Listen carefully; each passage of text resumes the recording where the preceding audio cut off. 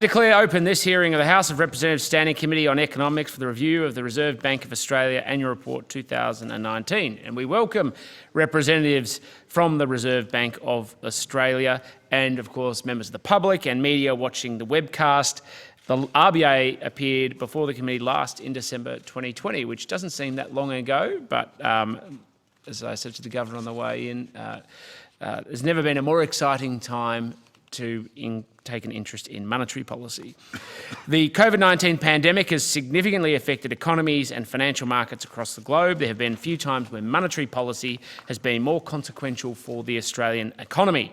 The RBA has put in place an unprecedented set of monetary policy measures to lower funding costs and support the supply of credit to the economy, including a cash rate of 0.1%, which is good for some people and not so great for others, a target for the yield on the 3-year Australian bond of around 0.1%, a $100 billion government bond purchase program, a term funding facility for the banking system with an interest rate of 0.1%. At its meeting this week, the RBA announced that on top of this exceptional support, or substantial, let's put it that way, it has decided to purchase an additional $100 billion of government bonds when the current bond purchase program is completed come mid-April. Monetary policy impacts all Australians, and with cheap, easy money pushing up asset prices and the spectre of inflation and higher super that could soften wage increases on the horizon, there needs to be scrutiny on the consequences of the RBA's decision, the impact on wages and the impact on asset prices, and of course on the integrity of money itself. The committee will examine the decisions of the RBA in the context of Australia's broader macroeconomic conditions and assess the RBA's confidence in current monetary policy settings in supporting the Australian economy through this challenging time and encouraging a strong and swift recovery. The governance culture within the RBA also remains a point of public discussion and needs to be properly scrutinised as part of our role as the annual report. This hearing is being webcast and will be viewed by members of the public from the Parliament's website. By all accounts, at least some of it is going to be recorded for the media, and certainly I hope everybody wore their ties and outfits appropriately if they want to appear in the newspaper. I remind any members or witnesses appearing remotely via video conference or teleconference to respect and adhere to the requirement to mute their microphone unless given the call, to ensure that questions and responses are heard in silence. And officially we have representative from the Reserve Bank of Australia for today's hearing. For the benefit of Hansard, would you please state your full name and the capacity in which you appear before the committee, starting with the Governor. Thank you. Philip Lowe, Governor of the Reserve Bank of Australia. Debelle, Deputy Governor. Luci, Ellis, Assistant Governor Economic. Michele, Bullock, Assistant Governor Financial System. I remind you that although the committee does not require you to give evidence under oath, the hearings are legal proceedings of the Parliament and warrant the same respect as proceedings of the House. The giving of false or misleading evidence is a serious matter and may be regarded as contempt of Parliament. Mr Lowe, or Governor Lowe, I invite you to make an opening statement. Good morning, Chair and members of the committee. It's good to be back here in Canberra. My colleagues and I welcome the opportunity to once again before this committee. Given the special hearing that we held in December, I thought it would be most useful today to focus my introductory remarks on our updated outlook for the Australian and global economies and also the conclusions of the Reserve Bank Board meeting earlier this week. In terms of the economic outlook, I'll start with the global economy, where there's been both negative and positive news recently. On the negative side, the renewed outbreaks of the virus late last year have interrupted the economic recoveries in many countries. In Europe, GDP declined again in the December quarter and growth momentum has moderated in the United States. This has served as yet another reminder that a strong and durable economy requires the virus to be contained. On the positive side, I'd like to focus on two points. The first is that there has been a strong rebound in global trade in goods. As people have switched from consuming services to consuming goods, production and international trade in goods has picked up quite quickly. This, together with the continuing strong recovery of the Chinese economy, has boosted commodity prices and it's boosting Australia's terms of trade, so it's good news for us. The more important piece of positive news is the development of vaccines. These vaccines hold out the prospect of restrictions being eased and many activities returning close to their pre-pandemic levels. The result is a more positive outlook for the global economy and a lessening of some of the downside risks that we would have talked about 3 months ago. Even so, it is prudent to be prepared for further setbacks.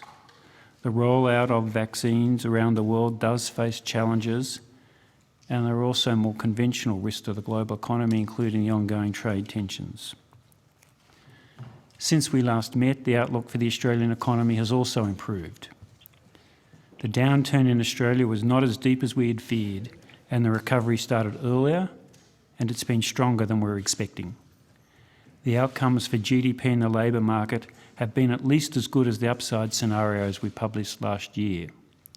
Employment growth, retail sales and new house building have all been strong, and measures of consumer and business confidence have also lifted. These outcomes reflect a combination of factors, including our success on the health front, the very significant fiscal and monetary policy support that's been provided, and the resilience of Australians who've adapted and have innovated and just simply got on with things. The result is that Australia has done better than most other countries on both the health and the economic fronts, and there are few places in the world you'd rather be. This, though, does not disguise the fact that we still have a fair way to go. Despite the welcome progress in reducing unemployment, the unemployment rate is still higher today than it's been for almost 2 decades, and many people still can't get the hours of work they want. And the level of output is still around 4% below where we thought it would be when this committee met in February last year.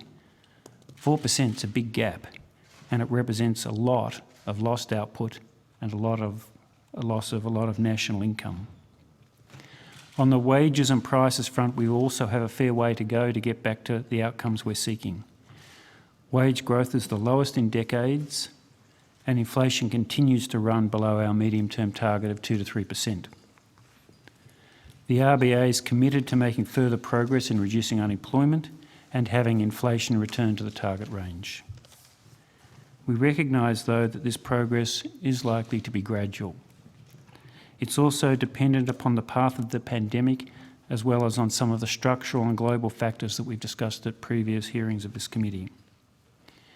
In terms of the pandemic, the Reserve Bank continues to examine the economic consequences of a range of scenarios. Our central scenario is for the upswing in the Australian economy to continue, with above-trend growth expected over the next couple of years. GDP is expected to increase by 3.5% this year and next. And taking into account the recovery we've had so far, we're expecting the level of GDP to return to its end 2019 level by the middle of this year. That's 6 to 12 months earlier than we were expecting not so long ago. In our central scenario, the unemployment rate continues to decline to reach 6% by the end of this year and around 5.25% by mid-23. When the JobKeeper program finishes at the end of March, we expect some additional job losses. But over time, these are expected to be offset by the jobs created by the ongoing recovery of the economy. Job vacancies, job ads and business hiring intentions have all rebounded sharply, which suggests continuing solid employment growth over the months ahead. Wages growth and inflation are both forecast to remain subdued. Wages growth is expected to pick up from its current low rate, but to do so only very gradually and still be below 2% at the end of next year. Inflation in underlying terms is also forecast to stay below 2% over the next couple of years. The central forecast is for underlying inflation in 2021 to be 1.25% and next year to be just 1.5%. In addition to this central scenario, we will be publishing upside and downside scenarios in the Statement of Monetary Policy, which will be released later this morning. In the downside scenario, there's little further progress in reducing unemployment this year, and wages growth and inflation are likely to remain around their current levels. In contrast, in the upside scenario, the unemployment rate falls faster to be a bit below 5% in the second half of next year, and underlying inflation is expected to be 2% in the middle of 23. And time will tell whether we continue to track close to the upside as we've done over the past 6 months. One issue that we're paying close attention to is how households respond to the tapering of fiscal and other support measures. The fiscal response has supported people's incomes and it's boosted household savings, with the result that household balance sheets have strengthened considerably over the past year. We're expecting these stronger balance sheets to support spending, but there are uncertainties here in both directions. A related issue that we're watching closely is the housing market. There are many moving parts here at the moment.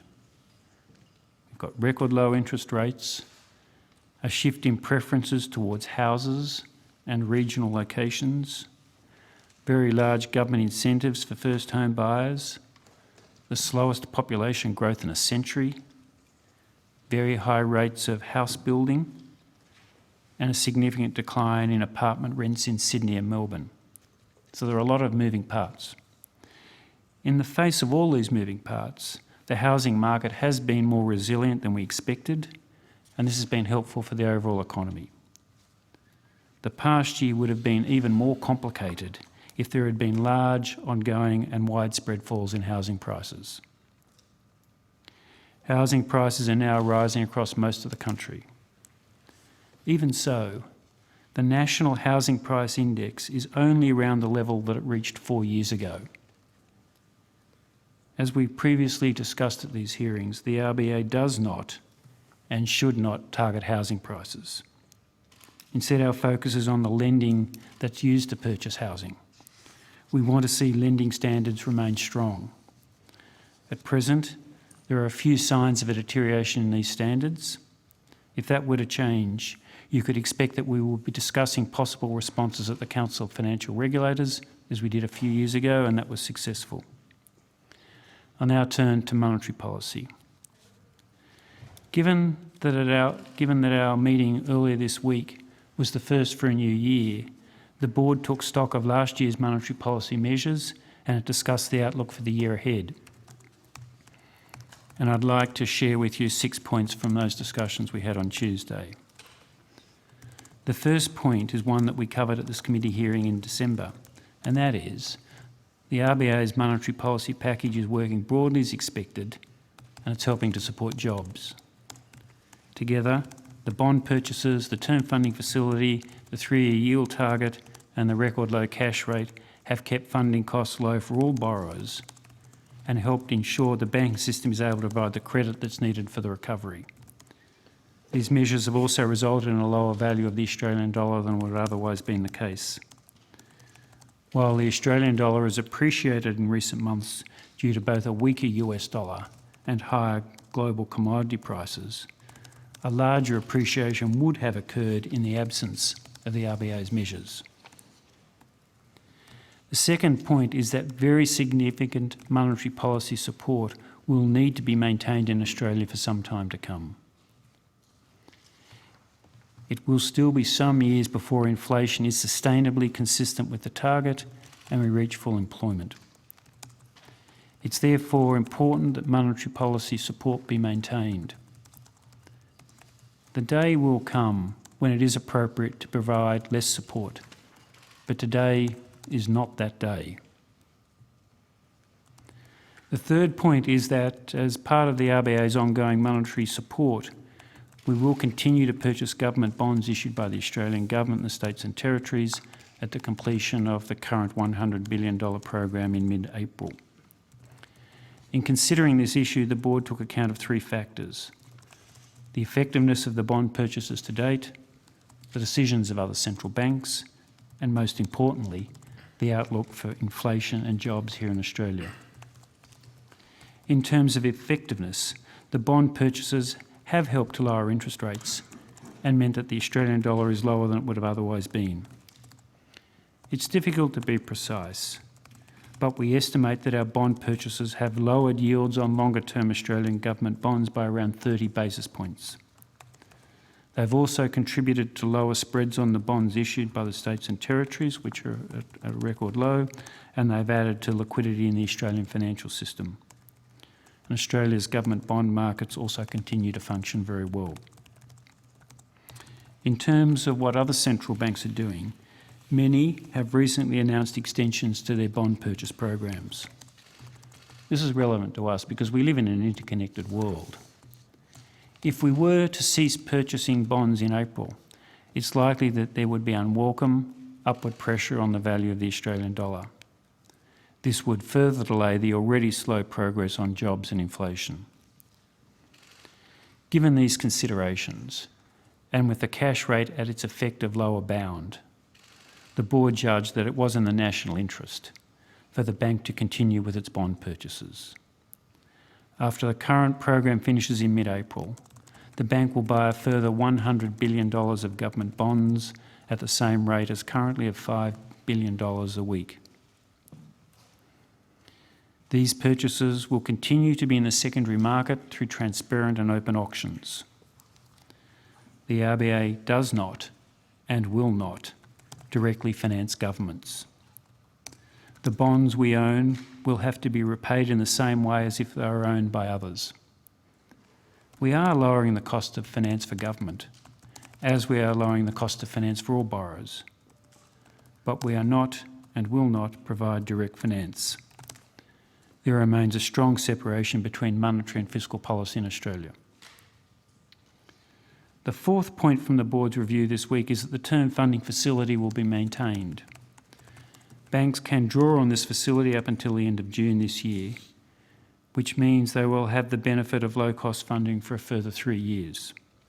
We expect that this benefit will continue to support the supply of credit, particularly small and medium-sized businesses, and it will lower the cost of that credit. The bank would consider extending this facility if there were a marked deterioration in funding and credit conditions in Australia. At present, we see no signs of this and we're not expecting this to happen. The fifth point is that the three-year yield target for Australian government bonds will be maintained. This target has helped anchor the Australian yield curve and has helped reinforce our forward guidance regarding the cash rate. Later in the year, the board will need to consider whether to shift the focus of the yield target from the April 24 bond to the November 24 bond. In considering this issue, the board will be giving close attention to the flow of the economic data and the outlooks for inflation and jobs. And we've made no decision on this issue yet.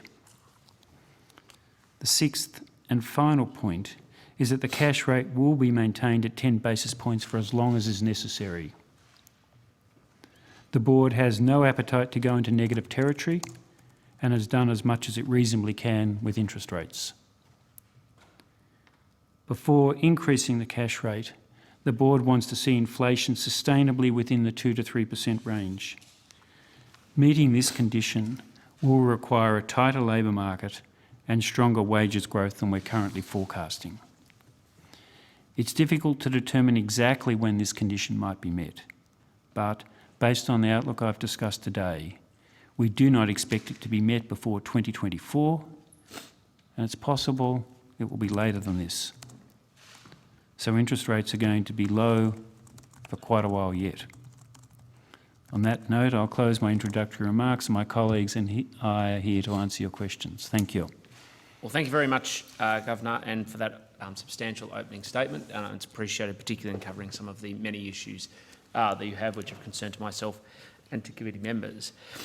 How sustainable is cheap money and low interest rates for the Australian economy? How sustainable? Maybe I just go back to why we have such low interest rates. It reflects things that are happening globally. At the moment, there's an elevated appetite to save around the world. We've seen that here in Australia. And there's a depressed appetite to invest. And like most things, prices, and here we're talking interest rates, the price are mainly determined by supply and demand. There's big supply of savings, not very much demand for using those savings by firms wanting to invest. So while ever that remains the case, we are going to have low interest rates. The solution, as we've talked about before, is to change those savings investment dynamics, giving people the confidence to spend, that will reduce savings, and more importantly, giving firms the confidence and establishing the policies that encourage investment, so that we've got businesses around the world wanting to use the pool of global savings to invest, expand the capital stock and push up the returns that savers get. So I think it's a problem, but it's not just a problem because we've got low interest rates. It's reflecting a deeper issue about global investment, even here in Australia, investment being weaker than it's desirable to be. And I think our economies and our societies would be better if we could re-encourage investment. That would allow interest rates to rise. I'm sure you would be happy, I would be happy. I think we'd see stronger living standards over time. So it's going to be sustained while ever this balance between savings and investment is as it is. In your speech this week to the National Press Club, you made the observation that that was one area you were particularly concerned around business investment and the activity around household behaviour versus business confidence. There was a discrepancy between the two, particularly in terms of forward investment. Yep. So let's get then, what is the policy setting that you think we need to take to drive that, attract business investment to grow the economy? Well, I wish I knew the silver bullet here, but there are probably a few. Well, there are no silver bullets. No, there are no silver bullets, but I think there are a few things that can be done. I think one, the ongoing recovery from the pandemic will help. It's not surprising, is it, over the last 6 to 9 months that firms didn't want to invest too much. Huge amounts of uncertainty and a collapse in demand. So that's not the environment that you want to invest. So if demand starts recovering, uncertainty is reduced, firms will want to invest again. The cost of capital is as low as it's ever been. So getting the economy moving again will encourage investment. You can also approach this from the perspective of what are the areas of the economy we would like to see, or we're likely to see more investment. And I think we can, well, there are a number of, but there are three that I would highlight. One is investments in the digital economy. I know this is a focus of the government. The second would be investments in energy. There's clearly a big transformation going on globally in the way that energy is produced and distributed, and Australia has tremendous opportunities there and a need for investment. And a third area of investment, I think over the coming years, is going to be in health and aged care. So these are three areas where, if we can get the policy settings right, I see tremendous opportunities for Australia, and I hope in time we'll see more levels of investment. And I think the third perspective on this is basically getting the underlying policy settings right. The things that drive investment over time are opportunity, and opportunity comes from technology and from investment in human capital, and creating a stable, predictable environment, making sure that regulation is no stricter than is necessary. So get the economy going, focus on some areas where we know we have to make big investments and where the return will be high, and getting the underlying policy settings right so that it encourages firms to invest in capital equipment. I think that's the broad strategy, and there's not an easy lever to pull here, but I think that should be the strategy. One of the objectives, and you've touched on your opening statement around the lowering of interest rates, is obviously the relationship it has to the value of the Australian dollar. And you've outlined that you can see a trajectory around interest rates through to 2024. What do you see as the trajectory for our currency? My answer here is the same as I've been giving for a long time. My best forecast is the current value.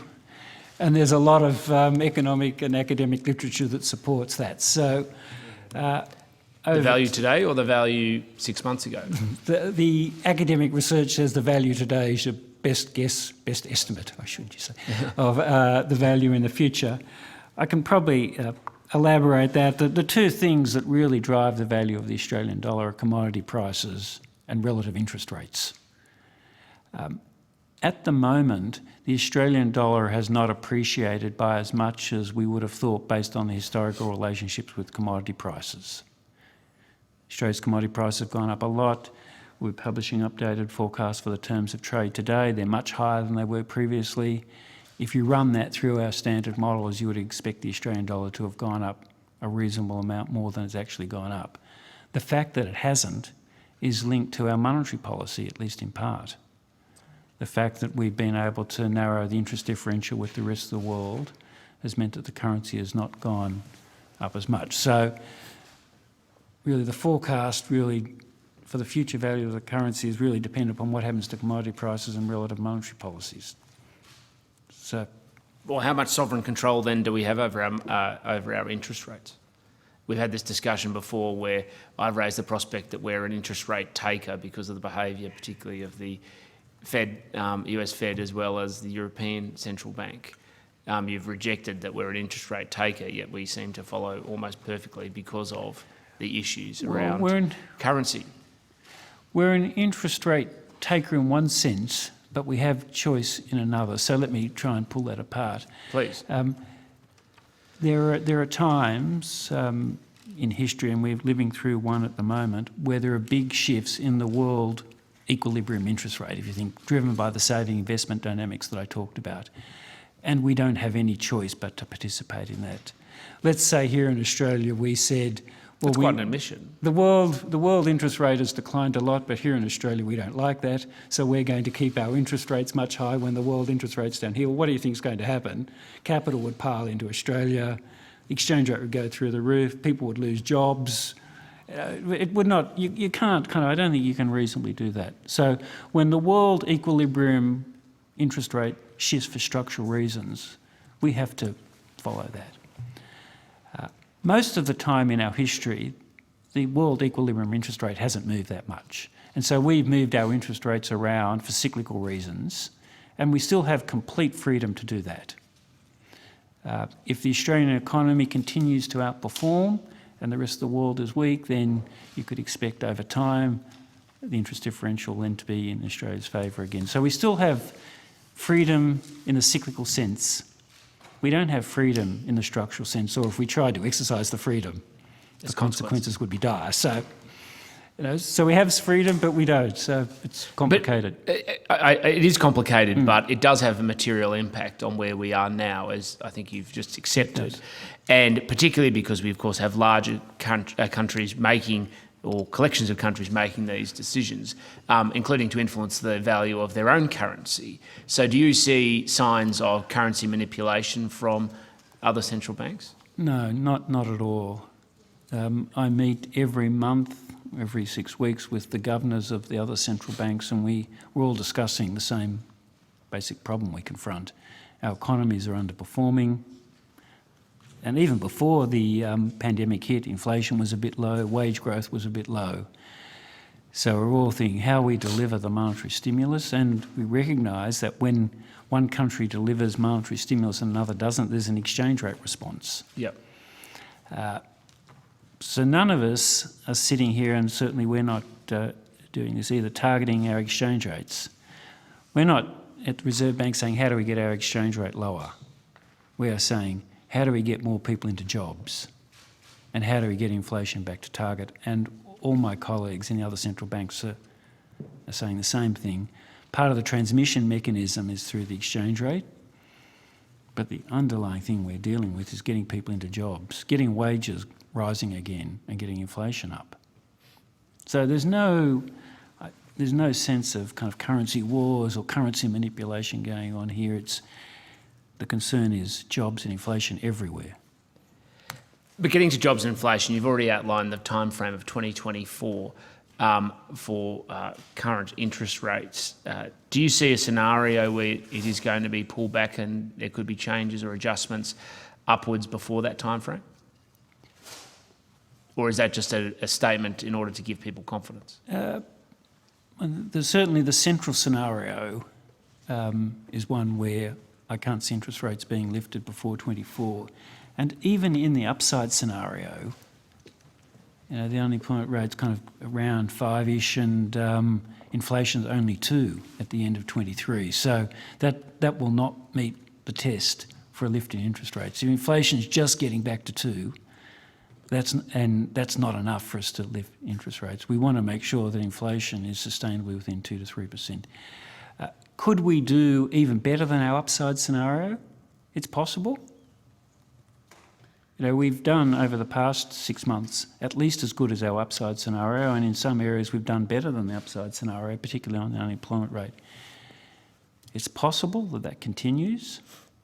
If everything went right on the vaccine front, confidence recovered very quickly, people decide to spend a lot of the extra saving they've accumulated over the past year. The global economy recovers quickly. Big fiscal response in the United States. Some of the global trade tensions dissipate. So if all those things go right, it's possible. Wages growth in Australia picks up more quickly, and we could be considering an adjustment in interest rates, but that's not the upside scenario. That's better than the upside scenario. Might happen. So, unlikely, I think. So what chances do you give the RBA in hitting its inflation target through the remainder of your term? Unfortunately, not high. The forecasts that we published today show that we will not meet the inflation target. We will not be sustained within 2 to 3% towards the end of 23, which is the end of my term. But what I am doing is doing everything I can to encourage the creation of jobs, because I see this as the fundamental issue here. If we can create jobs, the labour market will tighten up. Firms will have to compete more for workers. They'll have to pay higher wages, not only because the labour market's tight, because the kind of productivity is lifting, and that will gradually, over time, lift the inflation rate. So, we've got kind of the pandemic and some global factors we talked about before, which mean it very hard to deliver 2.5% inflation at the moment. But I can tell you, my board is doing everything it can to achieve it. And we saw the board's response earlier this week as well. We're doing everything we can. Even reasonably can. Yeah.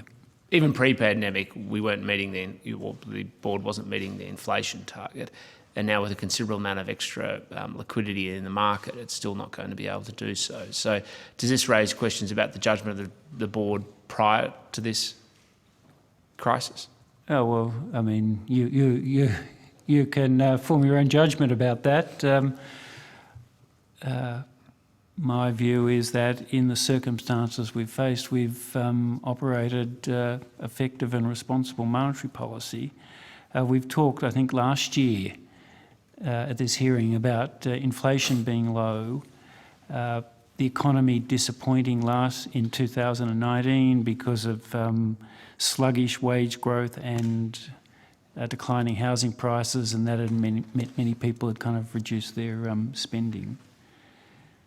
The other dynamic that we've talked about previously is the fact that wage growth everywhere around the world has been weak, reflecting globalisation, technology shifts in the power of the bargaining power of labour.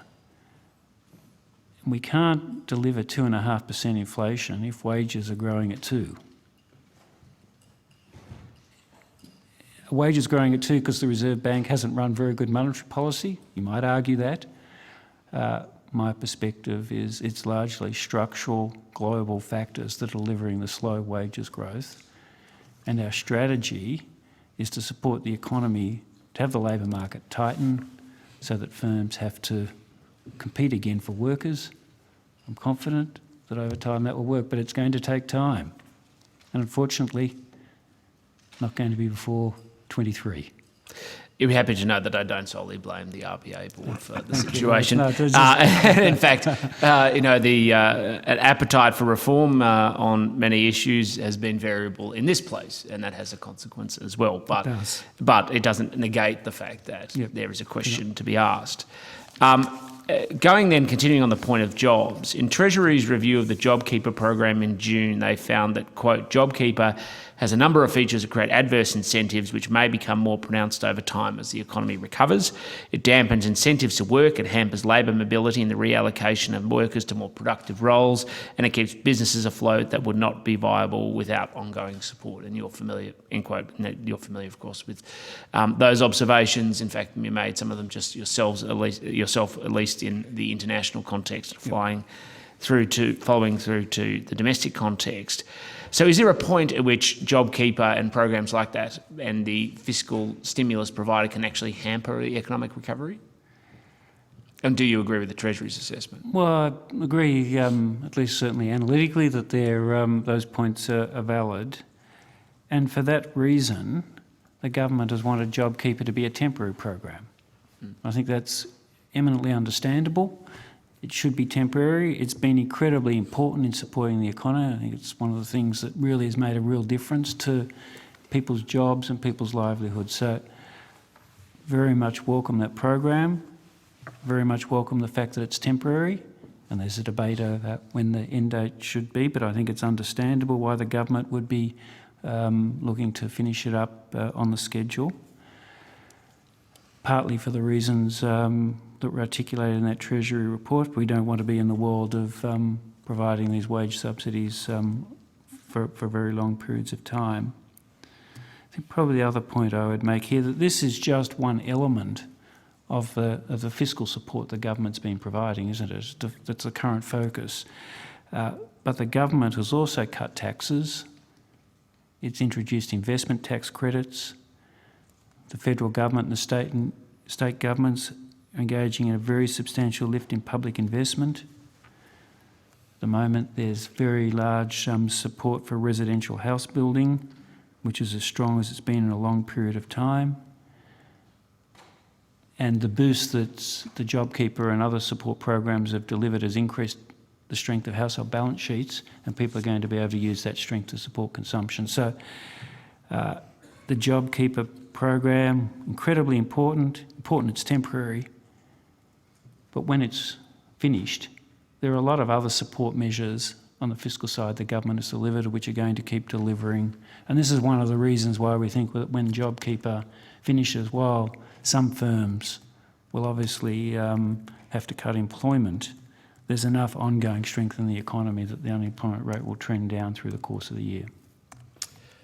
A number of people have drawn the observation between the consequences of access to easy money and loose monetary policy and the current state of the share market. Can you understand why some people look at share prices and the movements on not just domestic markets but global markets and question whether there's integrity in valuations? Well, it's good that people ask the question, isn't it? Because whenever investing in an asset, you should ask, are the valuations fair? Sometimes I look at that analysis and I kind of think, well, why are people so concerned? Because the current value of at least the Australian share market is lower than it was at the beginning of last year. So it still haven't got back to that peak. And it's only around the level it was 14 years ago. So certainly equity prices have recovered from the pandemic decline. But following a substantial injection. Sorry, following a substantial injection of cash into the economy. Yeah, there has. I mean, they fell a long way and then they've recovered. It's possible they increase further, but it's also possible they fall. So at the moment, I don't see particular concerns about the valuation of assets. Those concerns could emerge over time. And the same with housing. People often kind of talk about housing and equities together. The National House Price Index is only where it was 4 years ago. There's a lot of dispersion in the market. Regional house prices are rising very quickly, but that's largely because of structural factors. I saw some data yesterday that said that in the past year we've had the biggest movement from our cities to regional Australia for many, many decades. People moved out of our cities in the COVID period to regional Australia, and that's pushing up house prices. So there are a lot of these structural factors going on as well. It's possible that these low interest rates do generate unsustainable increase in asset prices, but they haven't yet. It's possible, but not yet. So what's your benchmark then of when it becomes unsustainable? And at what point does continuing to inject more cash into the economy amount to eating into the equity of the nation?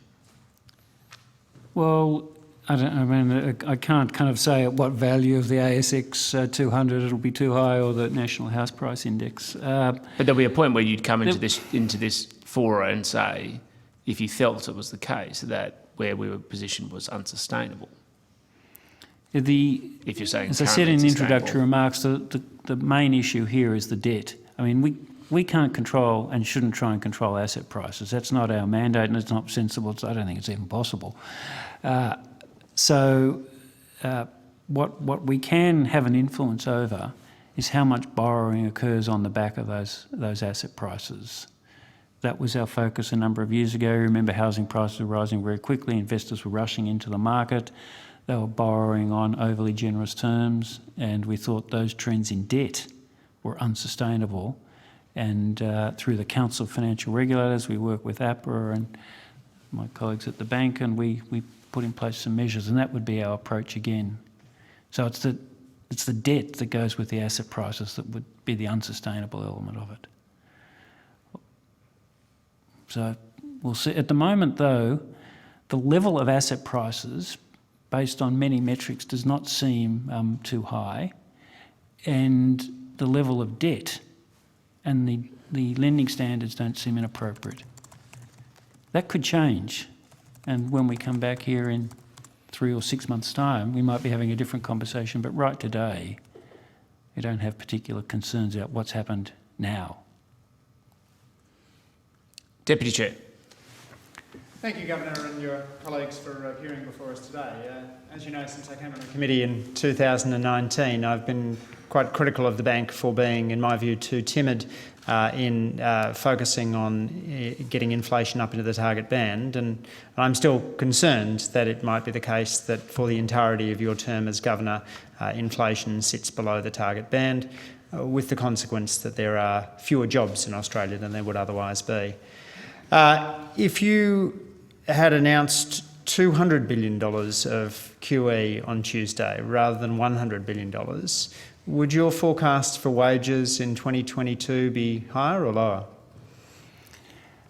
I think any shift in those forecasts would have been marginal, because the channels that 200 billion versus 100 billion would have worked through would be perhaps a slightly lower value of the Australian dollar and perhaps lower value of the bond yield. So that would have had some marginal effects. That's true, yes. Some marginal effects in producing higher wages, right? That's what you're it's analytically that's certainly possible, but there are these structural factors that I've talked about working as well. We haven't ruled out further bond purchases after the current program. I think the best approach is to repeat what we've done so far. We've effectively 100 billion of government bonds and $80 billion of Australian government bonds. The 80 billion represents almost 10% of the stock of government bonds we bought over the past 5 months, or we're buying now, and we'll buy another 10% of the stock. So that's 20% of the stock over this bond purchase program. If we need to keep doing that, we will. But surely your own Martin model would suggest that if you had doubled the size of QE, that inflation would be higher, wages would be higher, and we'd be closer to full employment. It could. So that logic, though, you would just keep going and going and going.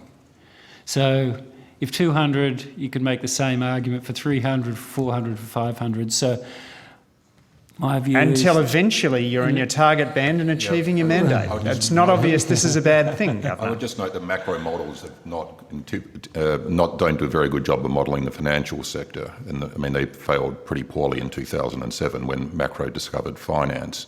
But so I think there's an issue around transmission, which those models don't take account. They're linear.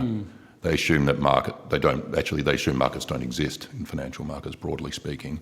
So yes, you're right. The issue is, at what point do you start not getting the transmission through to those prices that you might expect? We don't know what that point is. But surely the downside risk of this is less than the upside potential of getting us back to full employment faster. It's not clear. My point is, it's not clear what those models do not take account of transmission. They don't have bond markets in them. Very few macro models do. So they ignore the plumbing of the financial system and how likely that is to get the transmission that you're after. You're right. So but we you're just not don't know. seriously telling me, Dr. Debelle, that if we went from 100 billion to 200 billion, suddenly the sign would flip, No. and the impact on inflation and wages and jobs would be negative. No, but it's also possible there's also possible you get minimal pass through at all. So it's not. I'm not saying would be negative, but it's plausible that you get not very little at all, and there are other consequences of. If we end up with a dysfunctional bond market, that creates issues for the government down the track and its ability to finance itself. But the AOFM's increased Australian dollar liabilities by $245 billion. There is certainly scope, is there not, for you to increase the size of your bond market purchases? Yes, and we have. So we own, currently, by the time we finish this current program we're on, not the one we announced, we'll own around 20% of the stock of AGS. We add another 10% to that by sort of early September. We'll be up potentially around 30%. We'll be buying more than the AOFM's issuing from now. We are currently, and we will continue to do so. So at some point, at some point, there's a limit to how effective that's going to be and how effective you're going to have a bond market, which is something we want for the good of the country as well. Given where we are, it still seems too timid. But let me ask you a couple of technical questions. You're underweight in state bonds at the moment. You've got about 20% of your purchases in state bonds, which constitute about 30% of the market. Are you thinking about moving that up to 30%? Well, if you want, no, we're continuing on the current path. We talked about this in December, I recall. As I said, so the state government bonds are priced as a spread to the Australian government bonds. Every basis point lower in Australian government bonds also delivers lower yields for the state government bonds. The state government bond spreads are currently the lowest they've been in history. They're only sitting, pretty small amount of basis points above where the Australian government bond yields are at the moment. So we have buying Australian government bonds benefits both the Commonwealth and the states. It's also the most liquid bond market we have, so we think attraction's probably at least as great there. So we have. You're right. We are slightly, it's not a lot actually, but slightly buying less than the stock of debt on issue of state government bonds than Commonwealth government bonds. But I said the Commonwealth government bond market is the benchmark for not just the states, but for other borrowers, both corporate and financial. And so we're getting transmission through to a whole range of instruments, of borrowers, and their borrowing rates there by buying the Australian government bonds more so than we would by buying more states. With the counter-argument, as we canvassed last year, that you could be a bigger fish in a smaller pond in the state government markets. But on another issue, you'd be familiar with the argument that John Cochrane's been making recently that government should issue perpetuities, or if not perpetuities, move to 30 or 50-year bonds. With interest rates at record lows, would it make sense for governments to be issuing more long-term debt, or indeed perpetuities? I'll put aside perpetuities at the moment, but the AOFM has been terming out its issuance. So in the initial phase, in March, it issued a bunch of T-notes in particular and a bunch of short-term. There's probably a question better for Rob Nicol than us, but anyway. They issued a lot of short-term stuff back in March. They've now, over recent times, been terming that out. Most of their issuances, they've issued very little under 5 years. Their T-note program has shrunk a bit, and they are looking to issue longer-term bonds. So they have been terming that out through time. It's a question of also developing the market. You don't just turn up and issue it. It takes a little bit of time to build. And over the last decade, if we go back 2007, 10-year bond was the longest bond we had in this country, I think, if I'm getting roughly, get that right. The AOFM now has bonds out past 20 years, so they have been working over the past decade and including over the last few years to really build out that term market and to take, for exactly the reasons you say, to take advantage of the fact that global rates are so low. So I'd say they have been moving that direction. Rob can probably better answer as to your question as to the viability of a market for perpetuity or the like. Not many countries have them. Governor, Jay Powell's recently said he'll tolerate or maybe even induce a period of above average inflation in order to ensure that average inflation is consistent with their target. Would you take the similar approach, tolerating a period of above 3% inflation in order to offset the recent period of below 2% inflation? The truth is I haven't thought too much about that because I'm struggling to get, following the previous conversation, struggling to get inflation just back to 2%. It would depend, I think, in the circumstances whether the period above 3% inflation was temporary. I think a period of inflation temporary above 3% may make sense, but we're talking things on our current forecast that are 5 and 6 years away, so I feel like it's premature to be speculating on how we respond when inflation's above 3%. Well, the risk is that if you have a kind of let bygones be bygones approach, that you effectively move down the anchor for inflation expectations below the target band. Admittedly, we may be experiencing a period of above 3% inflation in 6 months' time. And if that were the case, would you tolerate that for an extended period? We don't expect it to be extended at this point. So. And I think it's important that Australians understand that over time inflation in Australia is going to have an average rate of 2%. It hasn't in the last 5 or 6 years. I accept that, and it's regrettable, and it's a combination of a whole bunch of structural and other factors, and you might argue the fact we haven't done a very good job. But it hasn't recently, but I think Australians should have reasonable degree of confidence that over time inflation will average 2 point something. That allows inflation to be above 3% for a period of time, not forever. Just as like we're not happy with inflation starting with a 1 for a long period of time, we wouldn't be happy with it 3 for a long, long period of time. We want to see it return to the central tendency of 2 point something. And I'm sure future governors will be able to answer that question better than I can, because they'll have to confront that issue.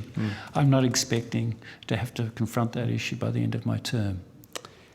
Paul Keating this week said within the bank there's little contest of ideas. As we discussed last time at the last hearing, the bank hasn't made an external appointment at the senior levels since the Spice Girls got together. You're one of the more insular central banks in the world, with many of your senior staff having spent their entire careers within the organisation, an approach which, if it were to persist in a private sector organisation, would almost surely see that organisation fail. Your board is in their 60s with only one monetary policy expert appointed outside. When I put this to you last time, you said to me, each month I listen to many of my staff telling me I've got it fundamentally wrong. But are those differences ever presented to the board for adjudication? There are a few points there. On your point about the Spice Girls, regrettably it's wrong. Well, no, actually, I'm glad it's wrong. One of the assistant governors at the bank at the moment, who runs the corporate services, is a key part of the executive committee. She joined the bank, was it 2 years ago? 3 years ago. Our new head of finance is an external appointment.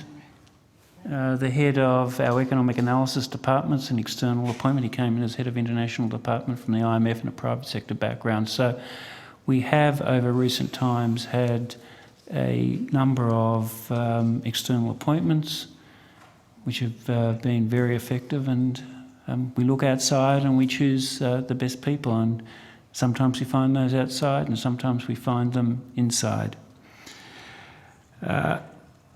You asked about whether the views of the staff are that opposite of mine are presented to the board, and the answer to that is yes.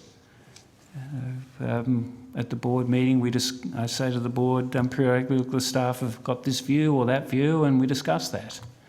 So the board know that, and we've got independent thinkers from the board who are bringing perspectives from lots of different places. So I'd I push don't back see on the that- proposition that there's no kind of testing of ideas and... I don't see that reflected in the minutes, yeah. Governor. The board minutes that I've read don't seem to reflect moments on which staff views different from your own are presented to the board.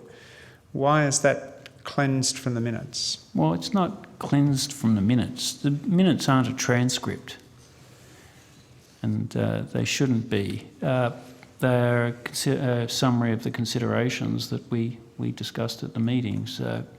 You'll have seen over time in the minutes discussions of rising housing prices and the financial stability implications of that, and the many other considerations that we're grappling with. So the minutes are an accurate representation of what goes on at the meeting, but they're not a transcript.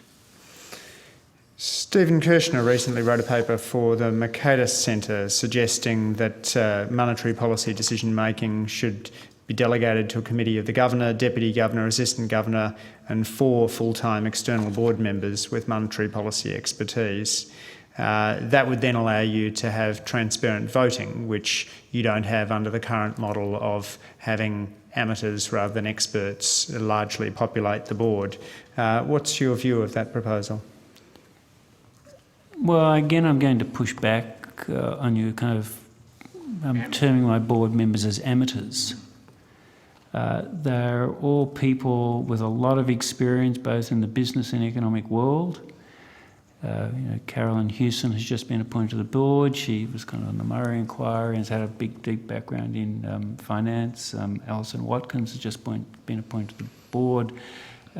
A lot of the corporate experience and these discussions we're having about before about what can be done to lift investment. These people bringing lots of perspectives to the board.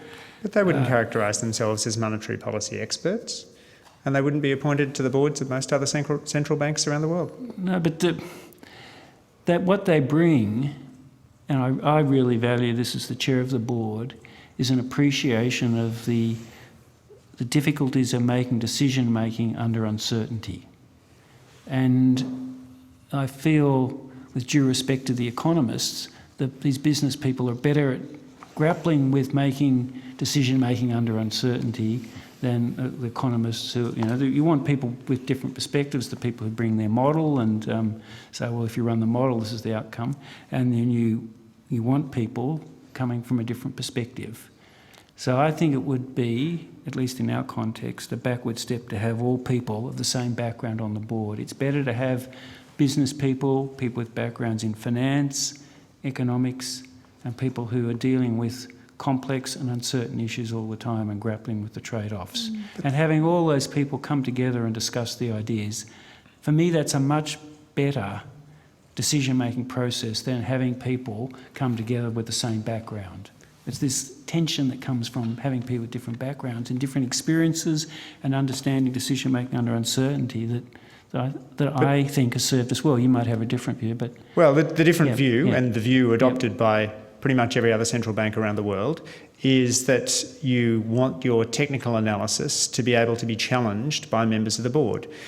You're in the quite comfortable position that when the conversation becomes technical, you're in a board in which virtually no one in the room has the expertise to challenge the staff. And that's not a position which your counterpart governors face around the world. You also don't face consequences if you undershoot your target band, as best I can see. I mean, what do you think the consequences should be for the Reserve Bank if it persistently fails to meet its central mandate? Is it enough that we come and ask you questions every 6 months? Or should there be some other consequence? Should you have to write a letter explaining yourself to the Treasurer? Well, I'm explaining myself to the population all the time.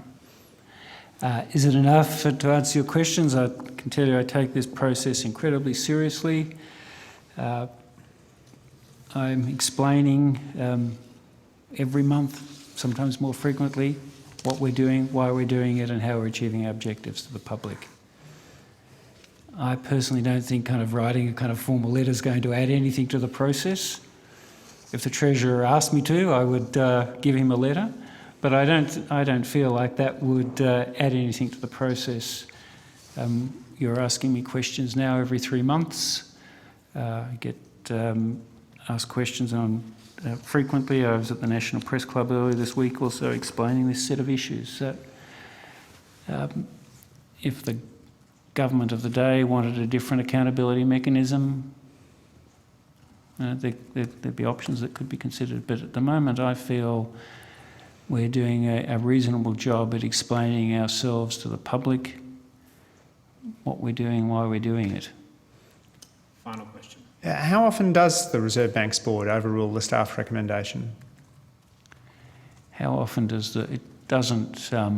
I don't think it in those terms, because the Reserve Bank board meets every month, except for January. So there's you can think of it as almost as a continuous dialogue, and at most board meetings, the decision on the recommendation has come from a discussion we had at a previous meeting or previous set of meetings. There's very rarely, at least when I've been the governor, a point where the board has been surprised at the recommendations that the bankers brought. So by the time we get to a meeting, I think most of the board members are understanding the direction we're going to go, and we'll have discussed that before. So at the actual board meeting, most of the time I'm reasonably confident that the board will agree to the proposal, because we've already discussed the proposal at the previous meeting, and if I had a sense that there was disagreement with that, then we'd have done things maybe slightly differently. It does seem like an unhealthy level of groupthink, but I'm at the end of my questions. Thank you, You Chair. are at the end of your questions, Yes. Deputy Chair, and we've had an amateur question the Reserve Bank Governor and other Deputy Governors this morning, and we're now going to go to another amateur, Mr Falinski, to ask questions. Mr Falinski, otherwise I'm going to hand on to another committee member. 5, 4, 3, 2, 1. Would Mr Simmonds like to go next? Yeah, sure, yeah. Can certainly. Thank you. Good morning, Governor. Good morning. Thank you, everybody, for coming. Can I start with your statement and your recent statement and your press club address? You said that your view was that your QE program was working. What are you basing that on? And specifically, what I'm trying to drill into is how you can clearly see the impact of that QE program separate from the government's stimulus efforts. Well, we can see the impact most directly in bond yields and in the exchange rate. So in terms of the bond yields, in the introductory remarks, I said our judgment is that they've lowered those by 30 basis points. And we can see that because when we announced the program of bond purchases and in the lead up when we were talking about it publicly, you can see the bond yields rise, bond yields fall. There was a period in August, September when our yields were 25, 30 basis points above the US. Today they're broadly similar to those in the US, and that narrowing of the differential occurred the same time we started talking about bond purchases. So it's pretty strong evidence of that. And on the exchange rate, as I said before, it has not gone up by as much as it would normally have done when commodity prices go up. And both our modelling and analysis says that's due to monetary policy. So you can see the effect on bond yields and the exchange rate. The term funding facilities also lower the cost of funding for banks, and that's helping keep business borrowing costs down. It's harder at the moment to translate those effects on financial prices into employment and inflation. There tend to be long lags there, but all the analysis that we've done in the past suggests that actually works. Lower bond yields and a lower currency and more funding availability in the end creates more jobs. You talked in your statement about inflation sustainably being within that 2 to 3% target rate before you look at the cash rate again. And we've spoken a little bit about how you think that will be some years off, but I was also interested in if you could help define for me that sustainably what you're looking for, and that is at a period of time you want to sit in the band before you would think that the bank would start looking at the cash rate, or is it a set of circumstances within which it hits that target, and if other circumstances are met, you would consider it sustainably in there? Yeah, no, that's a very good question. As Guy said, we'll see inflation at 3% probably in 6 months' time, but it'll be 1 quarter, so obviously that's not sustainable. Yeah. It really depends, as you were suggesting, kind of what's going on in the economy. I would imagine, I'm expecting that we'll want to see inflation kind of between 2 and 3 for a few quarters, and then there be strong prospects that it's going to stay there. And that will depend upon what else is going on in the economy at the time. So we will not be raising interest rates when inflation gets up to 2.2%. We want to see it there for at least a couple of quarters with reasonable prospects that it stays there, and we'll have to make a judgment at the time what the economic conditions are and whether inflation is going to stay there. Okay. So we're not at this point overly focused on the precise conditions. It's some years away, Okay. I think, but as we get closer to the time, you could expect us to be open and transparent about the conditions. But I think at the moment I'm not going to help anyone by kind of giving a precise formula because the world's so uncertain. Governor, can I turn to a few consumer issues if it's all right? You've had some comments about the payment sector and buy now, pay later and the like. Do you have a view on Bitcoin? Do you think these kind of cryptocurrencies are a financial risk, and how are your discussions with other foreign regulators on it progressing? Michele, is it you happy to answer that, or I could go? No, or, I'm happy to. yeah. You can add what you think I've left out, but I think a lot of fuss over Bitcoin. It's not a payment instrument, and it's not even really money. I think it's there's a lot of fuss about it as a potential asset, but it's not really a payments instrument. Consumer protection isn't our thing. We're really focused on efficiency and competition in the payment system, and so I would say certainly with Bitcoin, that's not a focus. There are do you see the volatility of these cryptocurrencies as a risk to the market, or not to the market? No. It's a risk to investors. It's a risk to investors, but it's not a risk to the It's not a market. financial stability risk. It's a risk to investors. And it's not. Yes, it's risk to those who are investing in it, but they're presumably investing because they think they can make some money, as they do in other sorts of asset markets. So the issue that gets much more airplay recently is things called stable coins, and a thing that Facebook's putting out called Nove. It's called Diem. So there's a lot of discussion about that sort of thing at the moment. We're very engaged with overseas regulators on this issue. The main regulator for the Facebook coin, for example, is the Swiss Financial Markets Regulator.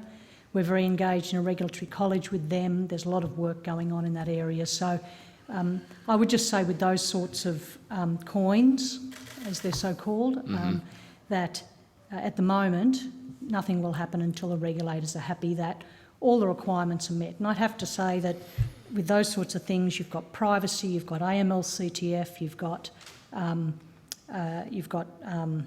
all of the processes that need to go through in terms of consumer protection. There's a whole lot of things that need to be dealt with by a range of regulators. have you got a time frame in your mind about when those discussions might come to a head? At the moment, I don't. I think Facebook in particular, for that particular venture, have had a fairly ambitious timetable. I think they were going to launch it June last year. Well, that hasn't happened.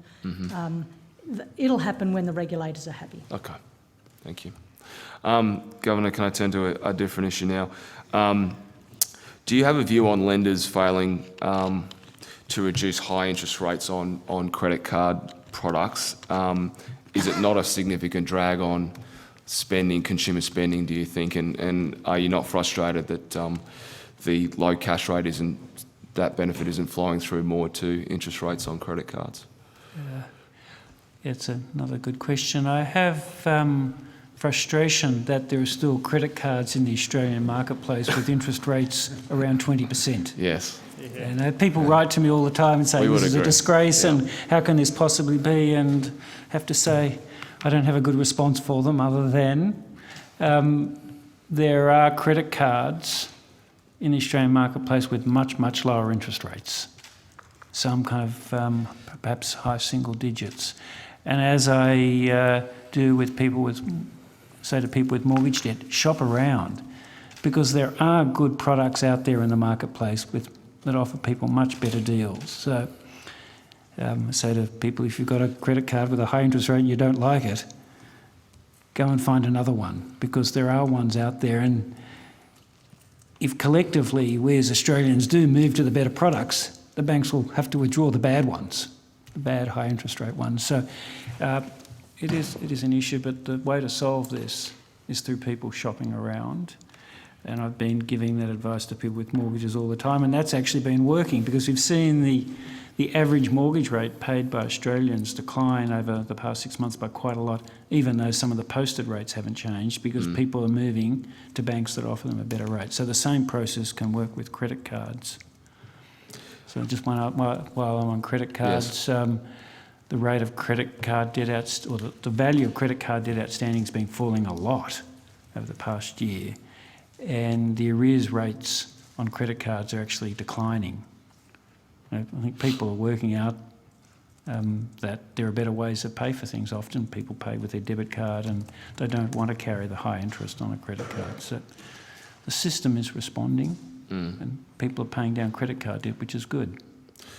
Are you concerned about a rise in counterfeiting during the COVID period? Counterfeit notes? No, not at all. The counterfeiting rate in Australia is incredibly low. Michele, is it like 20 parts per million or something like 15 that? parts per million. So we have not detected any rise during the COVID period? Not at all. Counterfeiting in Australia is low, and the Reserve Bank's fantastic polymer notes coming. Yes. I hope you've seen the new $100 note, which was released in October. And the fact that our notes have all these high quality, high-tech security features gives us some confidence the rate of counterfeiting is low. What we did see last year in the early part of the pandemic was a very big increase in demand for banknotes. Fastest growth in banknotes we've seen in many, many years. That's settled down now, but counterfeiting isn't a particular concern at the moment. Are you considering any further anti-counterfeiting measures in upcoming notes, or? Well, we've just introduced this new series of notes. Yes. It's kind of been a 10 to 15 year project. We haven't got any immediate plans to introduce yet a new series of banknotes. There's also uncertainty over the next decade about what the future of banknotes is. Kind of related to your previous question, I don't think Bitcoin's going to replace it, but certainly people are moving to electronic payments, aren't they? And the number of transactions made with banknotes is declining. You can see that in the ATM withdrawals, which have declined very dramatically. Yes. So it's a question that we're currently grappling with, and we don't know the answer to it. In 10 or 15 years' time, are people still going to be using banknotes? Or how are they going to be using them? And what type of investments the Reserve Bank should make in a new series of banknotes. But just having introduced this new series, we don't need to confront that just now. Do you and the board have a view on what that future might look like, or what you need to put in place to prepare for it, or it's just something that you're mindful of and will look at in the future? That's probably, that is a good summary. We're mindful of it. It's very hard to make predictions here. People have been predicting the death of banknotes for decades. It's millennia. But we do know, I'm kind of looking back through history, we know that the payment mechanisms that societies use do change over time as technology moves. You go back in time, people used to use clamshells, and in the colony of New South Wales, they used rum, didn't they, to make payments? Maybe.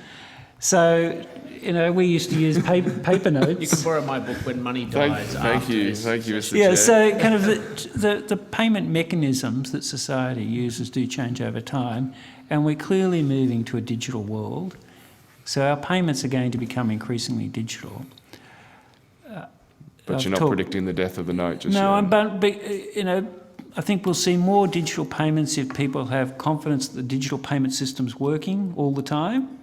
that the cost of digital payments is low and the digital payment systems offering the functionality they deliver. And so I'm always encouraging the banks to work on those. Low cost of payments, reliability and security of digital payments.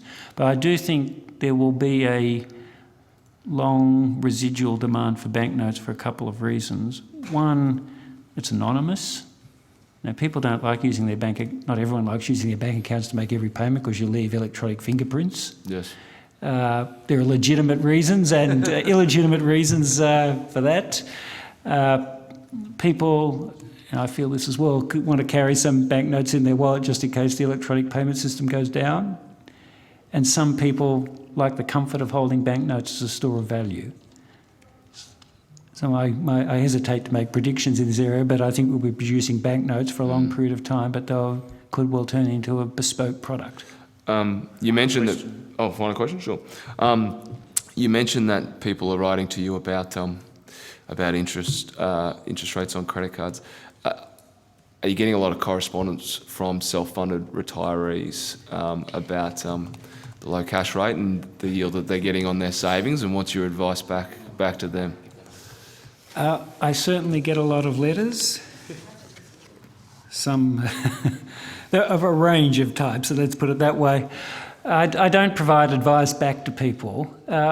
What I try and explain to them is why we're in this world. I think a few points I make back. Look, we understand the difficulty this causes for people. We talk about it a lot at the Reserve Bank Board.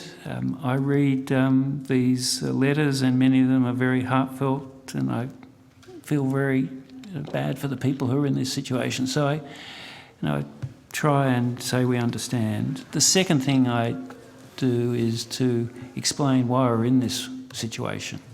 This comes back to my response to the Chair's question earlier on. There's kind of a global saving investment thing going on, and if lots of people around the world want to save and not many people want to use your savings, regrettably, you get a low return on your savings. So that's the second point I make.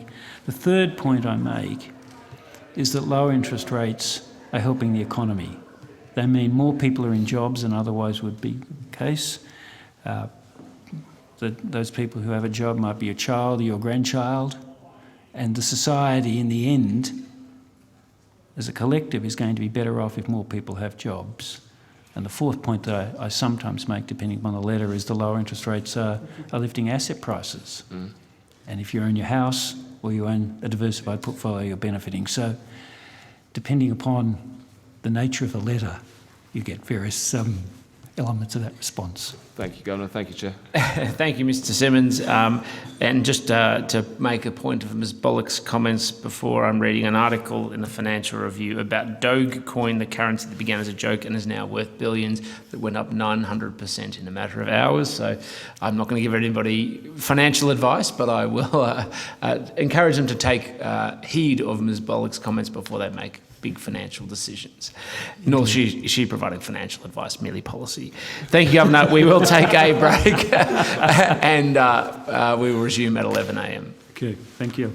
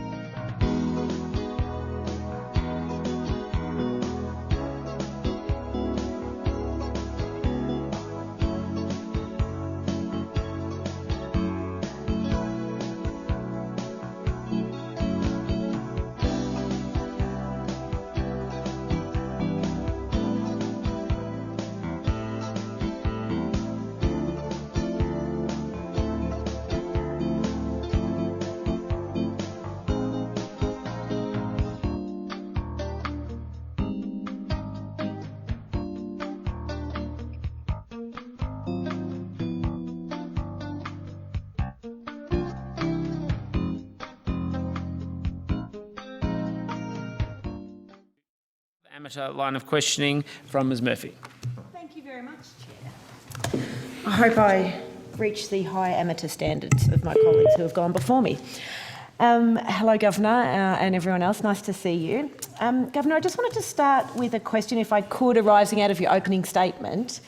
And as I understand it, when you talked about the strong rebound in global trade in goods and a move, perhaps not surprisingly, from consumption of services to goods globally, and I assume that would apply in Australia as well, you, I think, noted that that was good news for Australia. And so what I wanted to ask you about, though, was the impact on one of our very significant exports, which is education, and the impact that not only has had, but you will expect it to have on the economy as we go forward. Thank you. You're right. I mean, goods, people have switched to expenditure, haven't they? Yeah. I mean, if you're selling homewares or electronics, at the moment you're doing very well. Yes, and you now there's see a particular retailer who is doing extremely well. Yep. I agree. Yep. And this is not just in Australia, it's everywhere around the world, and that's causing a recovery in global trade and industrial production. Yep. And because all those goods require commodities, the commodity prices have lifted and China's doing well, and you're seeing through North Asia strong demand for semiconductors. So that's helping the recovery in the global economy. On the other hand, the demand for services is depressed, isn't it? Particularly, we see this in Australia, travel services and education services. So if you're involved in the international tourism, it's still very, very difficult. And in the education sector, it's problematic as well, isn't it? Yes. So it's kind of very uneven. Goods are doing well, traded international services, which require people to move around. It's very difficult, and that's going to continue to weigh on our economy until the borders open. I don't know kind of how we get around that, but over time, hopefully the borders open and we can go back to buying and selling services as well. And in the Reserve Bank's modelling and predictions about the recovery, and you've talked about it being a lumpy, bumpy recovery last time you were here, I absolutely appreciate it's very hard to know, of course, because who knows, we all hope the borders will be able to open and the vaccines will do what we hope want them to do, but it is certainly an unknown. But the impact of our exports in, as you say, tourism and education, what's the significance in terms of the lumpiness and bumpiness of the economic recovery? Yeah. Well, in terms of tourism, it's largely at the aggregate level and net, because we can't go overseas and spend money kind of travelling around Europe or Asia. And so that basically nets out. It doesn't net out at the individual level as well, because there are, because there are some firms who are targeting and catering for international tourists. So there's not complete substitution for domestic tourism. So, but at the aggregate level, it's pretty much washing out. It does not wash out in education though, because a lot more foreign students come and study in Australia than Australian students go and study overseas, and that is it's hurting the education sector. It's also hurting those businesses that rely on some of the foreign students to work for them.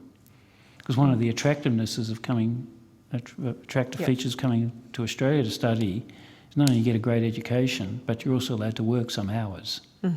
And there are some businesses who rely on those students to work the hours, and so they're finding it difficult. And in the agricultural sector, and we hear through our liaison program that firms are having trouble getting the workers they need to pick fruit or to do the harvesting. So in terms of that recovery and the hopefully positive trajectory of the GDP, that education sector, and you've mentioned things like agriculture, the recovery of that is going to be a big determinant. It's going to be slowed because the borders aren't open. And another consequence of the borders not being open is I think it's weighing on investment as well, because I've heard a number of stories recently where when I've asked firms why they're not investing, they say, well, we can get the piece of capital equipment into Australia, but often if you're buying a sophisticated piece of capital equipment, you need the foreign specialist to come in and fine-tune it. And we see this kind of back on the counterfeiting issue in our note printing works. You need kind of these machines from Germany, and you just can't kind of unpack it and plug it in. You need the technician from Germany to come in.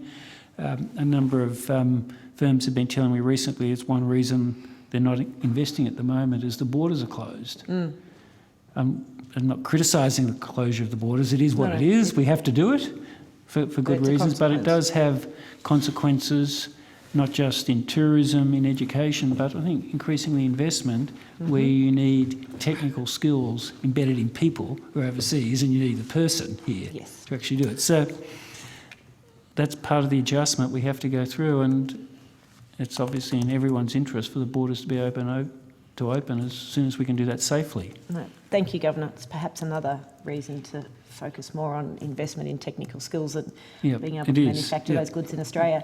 I just had another question arising from one of my colleagues' questions before I turn to another subject. And when we were talking about the different ways of paying, banknotes, credit cards, so forth, I guess the thing that wasn't discussed is cheques. Anecdotally, it would seem to me that hardly any individuals use cheques anymore. You can correct me if I'm wrong. That is not at all scientific. Why is it that we still have banks requiring the use of or using bank cheques? And is that something that you think is going to change, or you would hope would change? I certainly would hope it changed, but the use of bank cheques is also in very dramatic decline. The main use of bank cheques remaining is for property settlements, but we have electronic property settlements now, which not just change the title, but transfer the money as well. So the use of bank cheques is declining. We still have some individuals who go to a bank and ask for a bank cheque for some reason. Maybe they don't want to use the electronic system, or they don't trust it, or whatever. But the use of cheques is declining, and I expect that some years down the track, the cheque system would be closed. I'd have to say at the moment, no one wants to take that decision. The banks don't want to be the group of entities that say we no longer offer cheques. At the Reserve Bank, we haven't wanted to do that at the moment. I think the government doesn't want to do that. So at some point, though, collectively, I think it's in the national interest that we close the cheque system, because it's becoming increasingly expensive. Before that happens, though, and I think this is why no one wants to actually move on this, there are some people who do rely on cheques. And so we need viable alternative mechanisms for those people. So people write to us saying, well, kind of maybe if you live in country Australia and internet's not so good, and how do you pay for your goods and the services, that they write a cheque, that's still easier. And unless we can offer those people an alternative payment instrument, I think we have to keep... NBN. I mean, over time, technology will solve this problem, but probably not just yet. All right. No, thank you very much. I just thought I'd round out the way that people purchase and pay for goods when we're talking about that. So I just wanted to turn... I have a few questions arising out of the answer that you provided, and thank you very much for that. On notice to some questions that I asked in December about information in the annual report. And of course it relates to just my questions about why there were two think tanks that had been receiving sponsorship. So I want to ask a couple of questions first, which occur to me on the basis of the answer that the bank provided, which are historical, and then I'd like to turn to just some perhaps future processes of the bank. So as I read the answer that was provided, firstly there was, let's say, a reference to corporate memberships as perhaps somehow an equivalent. So I guess one of the questions that I have is whether over the course of let's take it from 2006, it might have been slightly earlier, but from 2006, when these two think tanks, the Centre for Independent Studies and the Sydney Institute, the bank made the decision to provide the sponsorships. And I'll interrupt myself to say, and I understand and accept the bank's explanation of why that was started in the early 2000s and the lack of any other think tanks. But at any point in those 15 or so years, was there any assessment done about whether the $20,000 a year sponsorship provided value for money compared to actually taking out, for example, a corporate membership, which the Centre for Independent Studies offers at $2,200 a year? The Sydney Institute doesn't have a corporate membership, but it has an associate membership of $99 a year. So was there a consideration about there was certainly there was. Each year when this was renewed, there was a discussion. I want to thank you though for bringing up this issue last time. As you say, we started this sponsorship in 2003, and it was in the annual report at the time, and it's been in the annual report each year. So thank you for reading it and raising it last time. As we said back in 2003, we're doing this because the RBA seeks to encourage open discussion on important issues of public policy. That's what we've been saying, and in 2003 we looked at what the US and the UK and saw the value to public discourse that was brought by think tanks. There wasn't really the same type of thing in Australia, and we were strong supporters of that developing, and having provided that support, we didn't want to walk away from it quickly. We wanted to be a long-term supporter, and we've kept that. And each year, either a verbal or a written request would come in for a continuation of that support. would come to the bank secretary. He would discuss it previously with Glenn Stevens, the governor, and with me. We would have a discussion. First of all, were these entities continuing to engage in public discourse and discussion and promote that? And were they doing that constructively? And were our staff going to their functions, and did they find those functions useful and the reports useful and the interactions they had when they went to the function? So we had that discussion each year before we renewed, and then the bank secretary would renew it and was within his delegation to do that. But your questioning did cause me to go back and look at what we're doing here, so thank you. When we started this, there weren't really many think tanks in Australia. Now we've identified, I think, 35 or maybe 40 various think tanks in Australia of various types. So what we've done is establish some criteria that helps determine when we should become a member of it or subscribe to the think tank.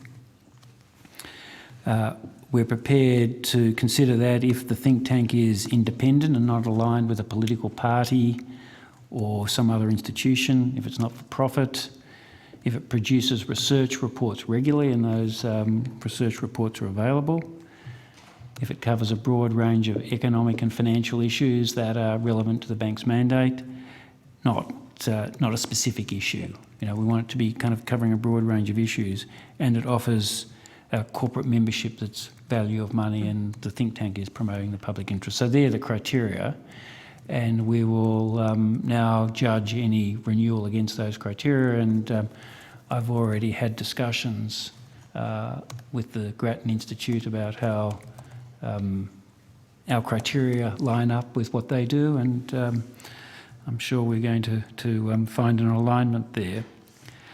You also asked the CIS, the corporate membership, kind of whether did we consider the $2,000 one. They certainly offer a membership that's $2,000, but I think from recollection, because I've looked at this, that is for firms with between 0 and 10 employees. And then there's another form of membership for firms with up to 200 employees, and there's a form of membership that's even more expensive than the one that we have. They certainly have ranges of corporate memberships. Yeah, they do. That's right. And, I didn't see them specifying the numbers, but I guess. This is your final question. Yeah. So. Well, I have questions on this. So, Governor, sorry to interrupt you, but we go on a time basis. So this is your final question. If you wish to submit more, you can submit them on notice. I apply the same standard for everybody. It's not clear. Yes, it is. Governor, my question is, you've said that there were assessments done annually about the sponsorships. Are there documents which would be decision memos or documents which are the request for those sponsorships or documents which would establish why it was considered $20,000 annually was value for money and in the public interest? And if there are, would the bank provide them, at least for the most recent time? And again, I ask, was there any time over the last 15 years before I raised it, when the annual requests were assessed, that anyone in the bank said, wow, there's a lot more than 2 think tanks now, perhaps we should consider going out to the other think tanks to offer them the opportunity? And I appreciate that you've now got a new regime, and I would very much appreciate if the committee could be provided with the documents about the setup of the new regime and how perhaps all of those 36 existing think tanks will know that they are able to apply. So if you're able to answer those questions, I'd appreciate that. So on the documents, I've also looked at that. From the CIS, there's an annual kind of membership letter that they sent to us, and I presume to other members as well, setting out how they're contributing to public discourse and seeking a renewal of the Reserve Bank's membership. So there's that document from the Sydney Institute. There isn't a document, but there was a discussion with the Sydney Institute and the bank secretary asking whether the bank would continue that. Each time that verbal request came in or the written request came in from the CIS, The bank's secretary would have a discussion with me, and before me, Glenn Stevens. We would discuss, as I said, what is the public interest being served here, and are we getting value from this? We would have a discussion and agree to continue the membership. There were not formal written memos at that time. We tend not to try and kind of have excess paperwork. Mm-hmm. These were kind of within his delegation, and but there was a discussion each time, and I agreed to continue the membership because I thought it was both in the bank interest and the public interest. We have not had requests from other think tanks for us to take up corporate membership, but we're a member of Lowe and CEDA, so they're kind of two other ones that we didn't really talk about last time, but they satisfy the criteria. There are a number of others, think tanks, where they haven't sought membership from us, but what they have sought is for me to go along and talk to them. So the Michele Institute, I go along and I talk to them, and I've had very good and productive interaction with them, and I think Guy has had some with other think tanks as well. So they have found that a more valuable form of interaction from the Reserve Bank for me to go and talk rather than for us to become a corporate member and go along to some functions. So it's kind of tailored to the needs of each think tank. The question was more whether the bank had considered at any time over the last 15 years, well, there are these other think tanks now that we're engaging with, and we haven't offered them a $20,000 sponsorship, and perhaps we should give them that opportunity before I raised it in December last year. We've examined our interactions with the think tanks. We have not kind of gone out and said, well, we're prepared to offer this type of corporate membership or offer, but we have had quite a lot of interactions with the other think tanks. If they had wanted us to become a member and they put in an application, we would have considered on its merits. Mm-hmm. No one asked that. This has been in the annual report every year. But so it appears I picked it up. And but all I can do is be open and transparent about it. If people don't read it, well, we're not going to put a shingle up and say, please come and... so we put this stuff out in the public domain. We have very good relationships with the Grattan Institute. We've done a lot of analysis and research with them. I say Michele, we've done a lot. And Guy, I can't remember what you've had kind of... CPD. Yeah, quite a few, and so it's... I'm sure they appreciate that. I'm sure they may have also appreciated $20,000 worth of annual sponsorship. Yeah. Thank you, Ms Murphy. Ms Hammond. Thank you, Chair. Thank you, Governor and everybody else. Can you hear me? Yes. Thank you. Governor, you've spoken a number of times about the impact of the international borders on the economy and on how we are faring. Do you have any comment on the impact of state borders and or lockdowns? Any observations or comments with respect to the impact on the economy, but also whether you've done any research or have any thoughts on the longer term impact on confidence and on investment that state border shuts and lockdowns have? We haven't done any explicit modelling of the effects of the state border closures. Now, there are difficult trade-offs here, aren't there? Yeah. The closure of the borders, I think, has been important in delivering the good health outcomes that we've seen, and the good health outcomes have helped the economy. Yep. So over time, that's a positive. But the closure of the borders at any particular point in time clearly imposes economic costs. And it imposes costs on people. They can't go and see their families and friends, and they can't travel around. And, like many people, I've felt those personal costs. But in the end, to the extent that the border closures deliver better health outcomes, that's going to deliver a better economic outcome. I don't envy the premiers having to kind of make these trade-offs, because in the short term there are economic costs, in the longer term there are health benefits which bring economic gains, and there are very significant personal costs to individuals.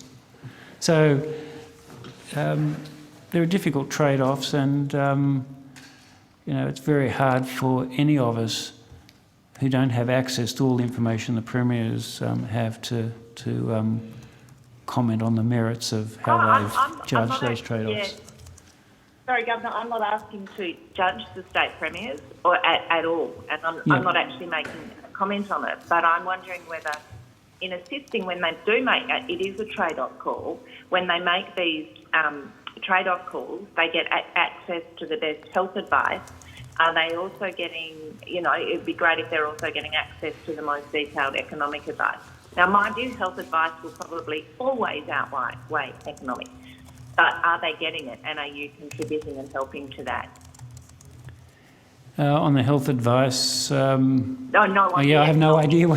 That's not my area of expertise. No, the economic I've been to the National Cabinet meetings on a number of occasions, and I've provided the economic outlook. I've spoken to the similar meetings of the state treasurers on a number of occasions, and will do again shortly.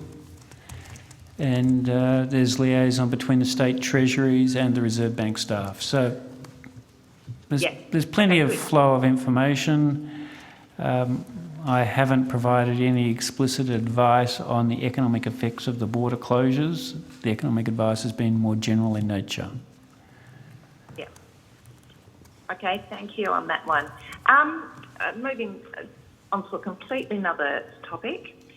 How does our recovery in Australia compare with other major advanced economies in terms of, both the economy in general and the labour market? If it's okay with you, could I pass that question to Dr. Ellis? Yes. Yeah, thank you. Thanks. One of the patterns that we observed through last year was that regardless of how big the decline in output was in the first half of 2020, most economies bounced back to something around about 3 to 4 percentage points down from their end 2019 level of output. And what that's telling you is that the decline was mostly about the restrictions that had to happen and that were imposed in different countries, and how severe they were and for how long. And then once those were lifted, people want to go back to something close to normal, and it was never quite normal because some people had lost income, because borders were closed, because people were still concerned about lingering health risks, and because there were still some lingering restrictions. But that was a very common pattern. Because we have not had an outbreak on the scale that many other countries have had over the northern winter, Southern Hemisphere summer, so over recent months, we're not seeing any backsliding in the December quarter or the March quarter. The lockdowns that we have seen in Australia over the last couple of months are brief and relatively localised, and our best guess, and it is hard to assess exactly how much these things hit spending in advance, particularly when it's also the holiday season and people are engaged in different activities to the rest of the year anyway. So we would say our initial bounce back was quite partial, but again back to that sort of 3-4% down. So it was quite similar to everybody else. We won't have the backsliding that you'll see in the numbers for Europe and parts of the US and some other countries who've had big outbreaks since and new lockdowns. And so we expect to be around about sort of back to as the Governor said earlier, we expect to have output flowing at the same back to the same level it was at the end of 2019 by the middle of this year. So that's a little ahead of some countries. Looking at our forecasts and other people's forecasts, we can see 3 groups of countries in terms of their recovery through to the end of this year. And there'll be a number of countries, including China and many others in the rest of East Asia, that have had a pretty good level of control over the virus and who have very industrial economies and so have benefited from this switch from services to goods. Yep. And they'll be well above where they were in 2019. There's a range of countries, including ourselves, quite a large group of countries that are a bit above that, so a bit above where they were in 2019, but perhaps not as strong as some of the ones in Asia. And then there'll be a group of stragglers who've had a much worse sort of second wave. So we expect that we'll be at least in the middle of the pack.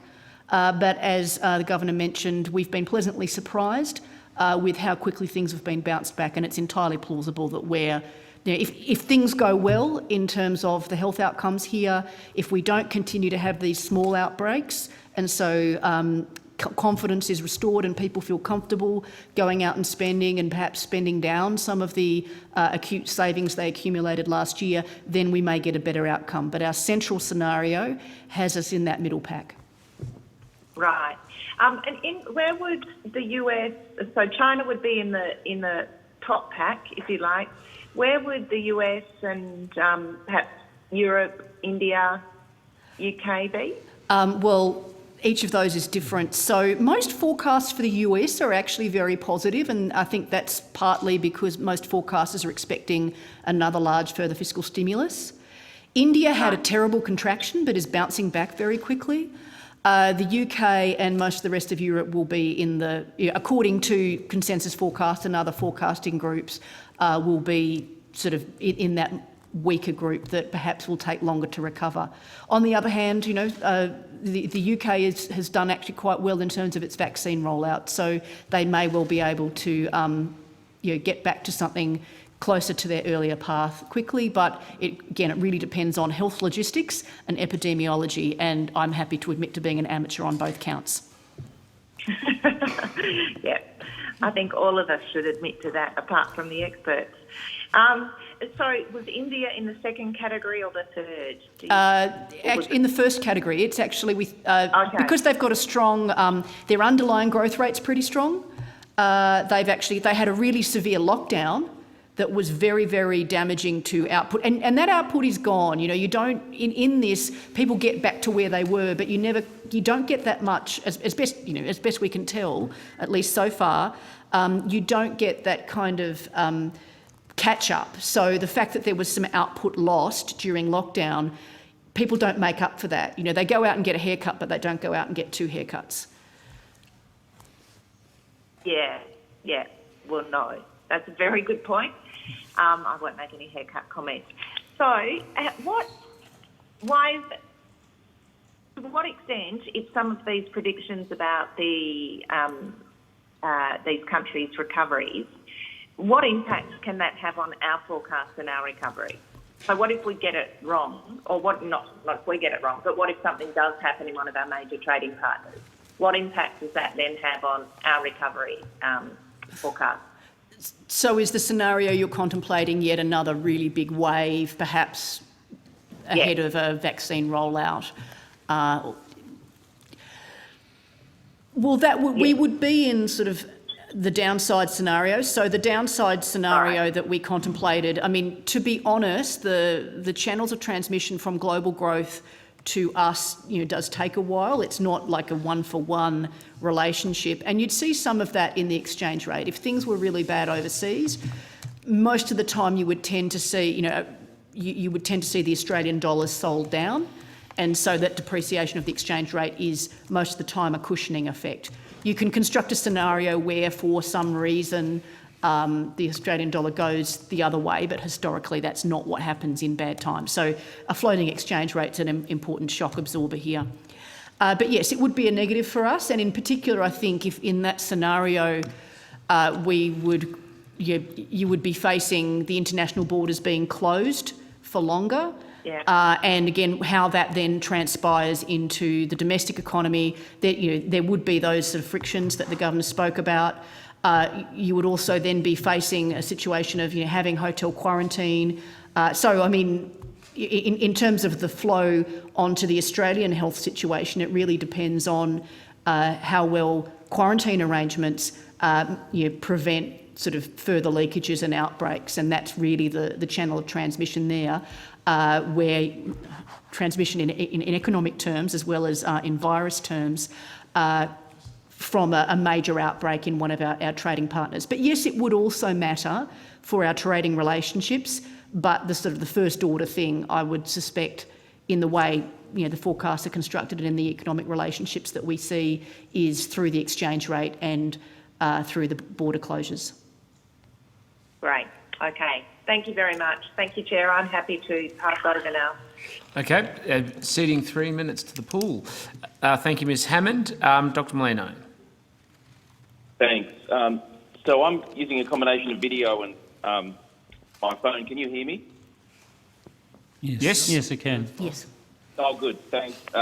So, look, thank you for coming to give evidence today. My first question was actually a continuation of an issue that Mr Simmonds raised, which is really the impact on pensioners of very low interest rates. And as you've already alluded to, there are trade-offs here. There are impacts of any given interest rate on both borrowers and savers. And obviously the bank's going to set interest rates at a level that, achieve the best overall outcome in the economy. But I'm just wondering, in relation to the detrimental impact on some pensioners of very low interest rates over a long period of time, do you think consideration should be given to adjusting deeming rates and drawdown rates, given that they might continue for quite some time? Well, that's a matter entirely for the government, and it's not something that I want the government advice on. We do know, though, that it's older people that earn most of the interest income. So as part of our attempt to understand what's going on here, we know that people over 55 earn 2/3 of the total interest income that's paid in Australia. So it's clearly an issue that's affecting older people. Some of those people are in the pensions, some of those people have private wealth. For many people who are over 65, interest income has been a substantial part of their income. For people over 65, 20% of them earn 20% of their income from interest historically.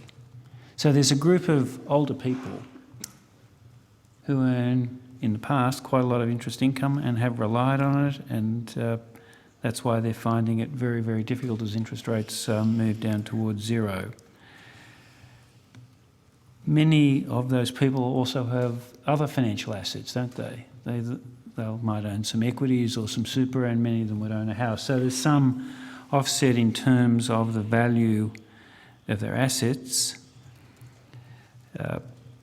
How the government kind of plays all that out, I'm not sure. It's, because people have got higher asset prices and benefiting from that, and lower interest income. So I'm not offering any advice on how to deal with that.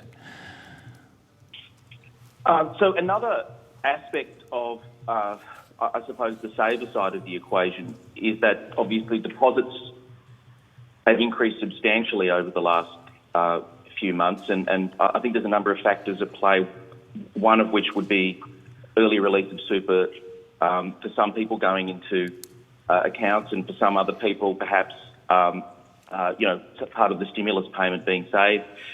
I'm just wondering to what extent you've undertaken modelling of this and the way in which it might impact on different types of households. For example, for some households, if a lot of early release of super did go into deposits that are paying less than 1%, there's quite a substantial shift of resources for some households from earning relatively high returns to very low returns. I'm just interested in your thoughts on quite a substantial shift into deposits and what that's going to do for the economy.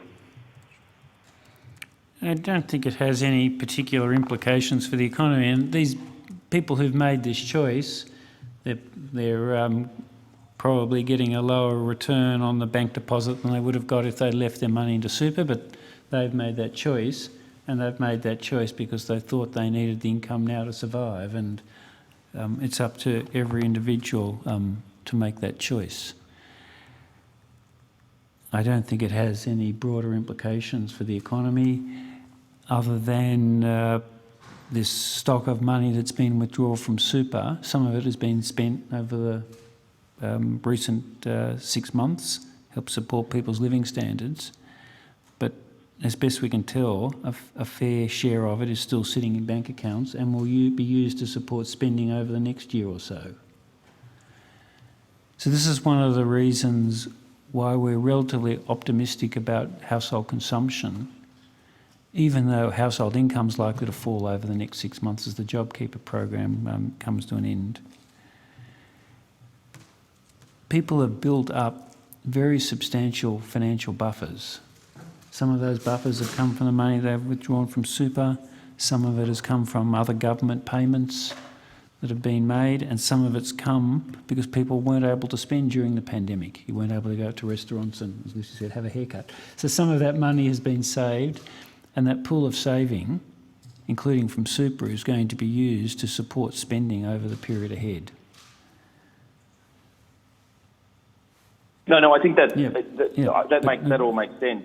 But have you undertaken any analysis on, for example, different types of households and what you expect their propensity to consume might be out of buffers? Yeah, can I turn back to Lucy, because she's probably kind of more on top of what the staff and the economic group of the bank have been modelling than I have. Sure. I mean, it's not just our modelling. It's the whole profession generally finds that people who are have lower incomes generally have higher propensities to consume out of an extra dollar than people who have higher incomes. So in that respect, those flows have meant a great deal for people, and particularly people whose incomes suddenly fell. We know that people want to try and maintain their consumption to the extent they can, and so they were able to smooth through that period of income loss. And indeed, for many people, the June and September quarters were a period where actually they had more income than they otherwise would. So we've also seen survey data that suggests that lower income households' incomes actually went up, or lower income individuals' incomes actually went up, because those of who were already on welfare received the coronavirus supplements and higher levels of job seeker.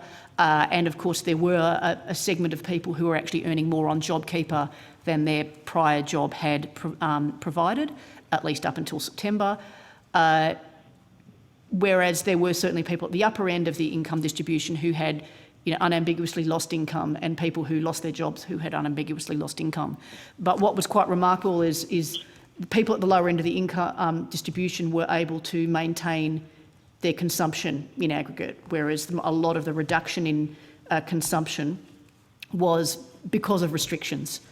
So people at the upper end of the income distribution are more likely to go on overseas holidays. That's gone, going on overseas holidays has gone to zero, and so you actually see more of a hole out of the consumption of higher income groups. So yes, we've done a lot of modelling in terms of the sort of propensity to consume out of an extra dollar, and so we would see the pattern of the support that was provided over 2020 and into this year as, in some sense, almost being designed to support consumption through this period. Thanks. Just a quick question before my final theme on the bonds purchased to date under QE.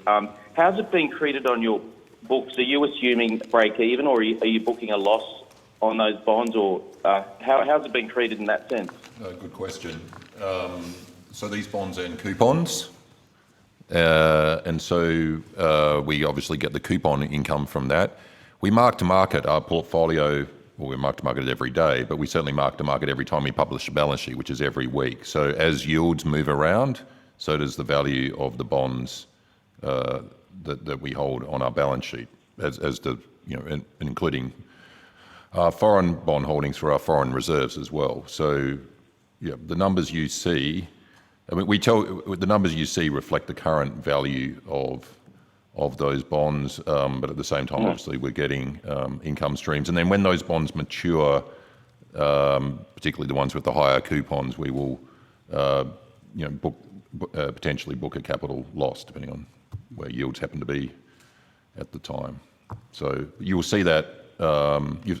We haven't had many bond holdings prior to now, but you'll certainly see that pretty evident, and we'll have a reasonable discussion about it in our next annual report, which will obviously take account of the full extent of our bond holdings. Yeah, can I just make one other point? Thank you. It's going to affect the flow of our measured profits over the coming years, because it's guy says we earn coupons on these bonds, and the coupons are higher than the yield. Some of these bonds were issued at coupons of kind of 2 or 1, 2 or 3. Well, some of them are five. One of the ones that the April 23 had 5.5, so quite a high coupon. So when the coupon is higher than the yield, the price of the bond is higher than 100, and you get 100 back at maturity.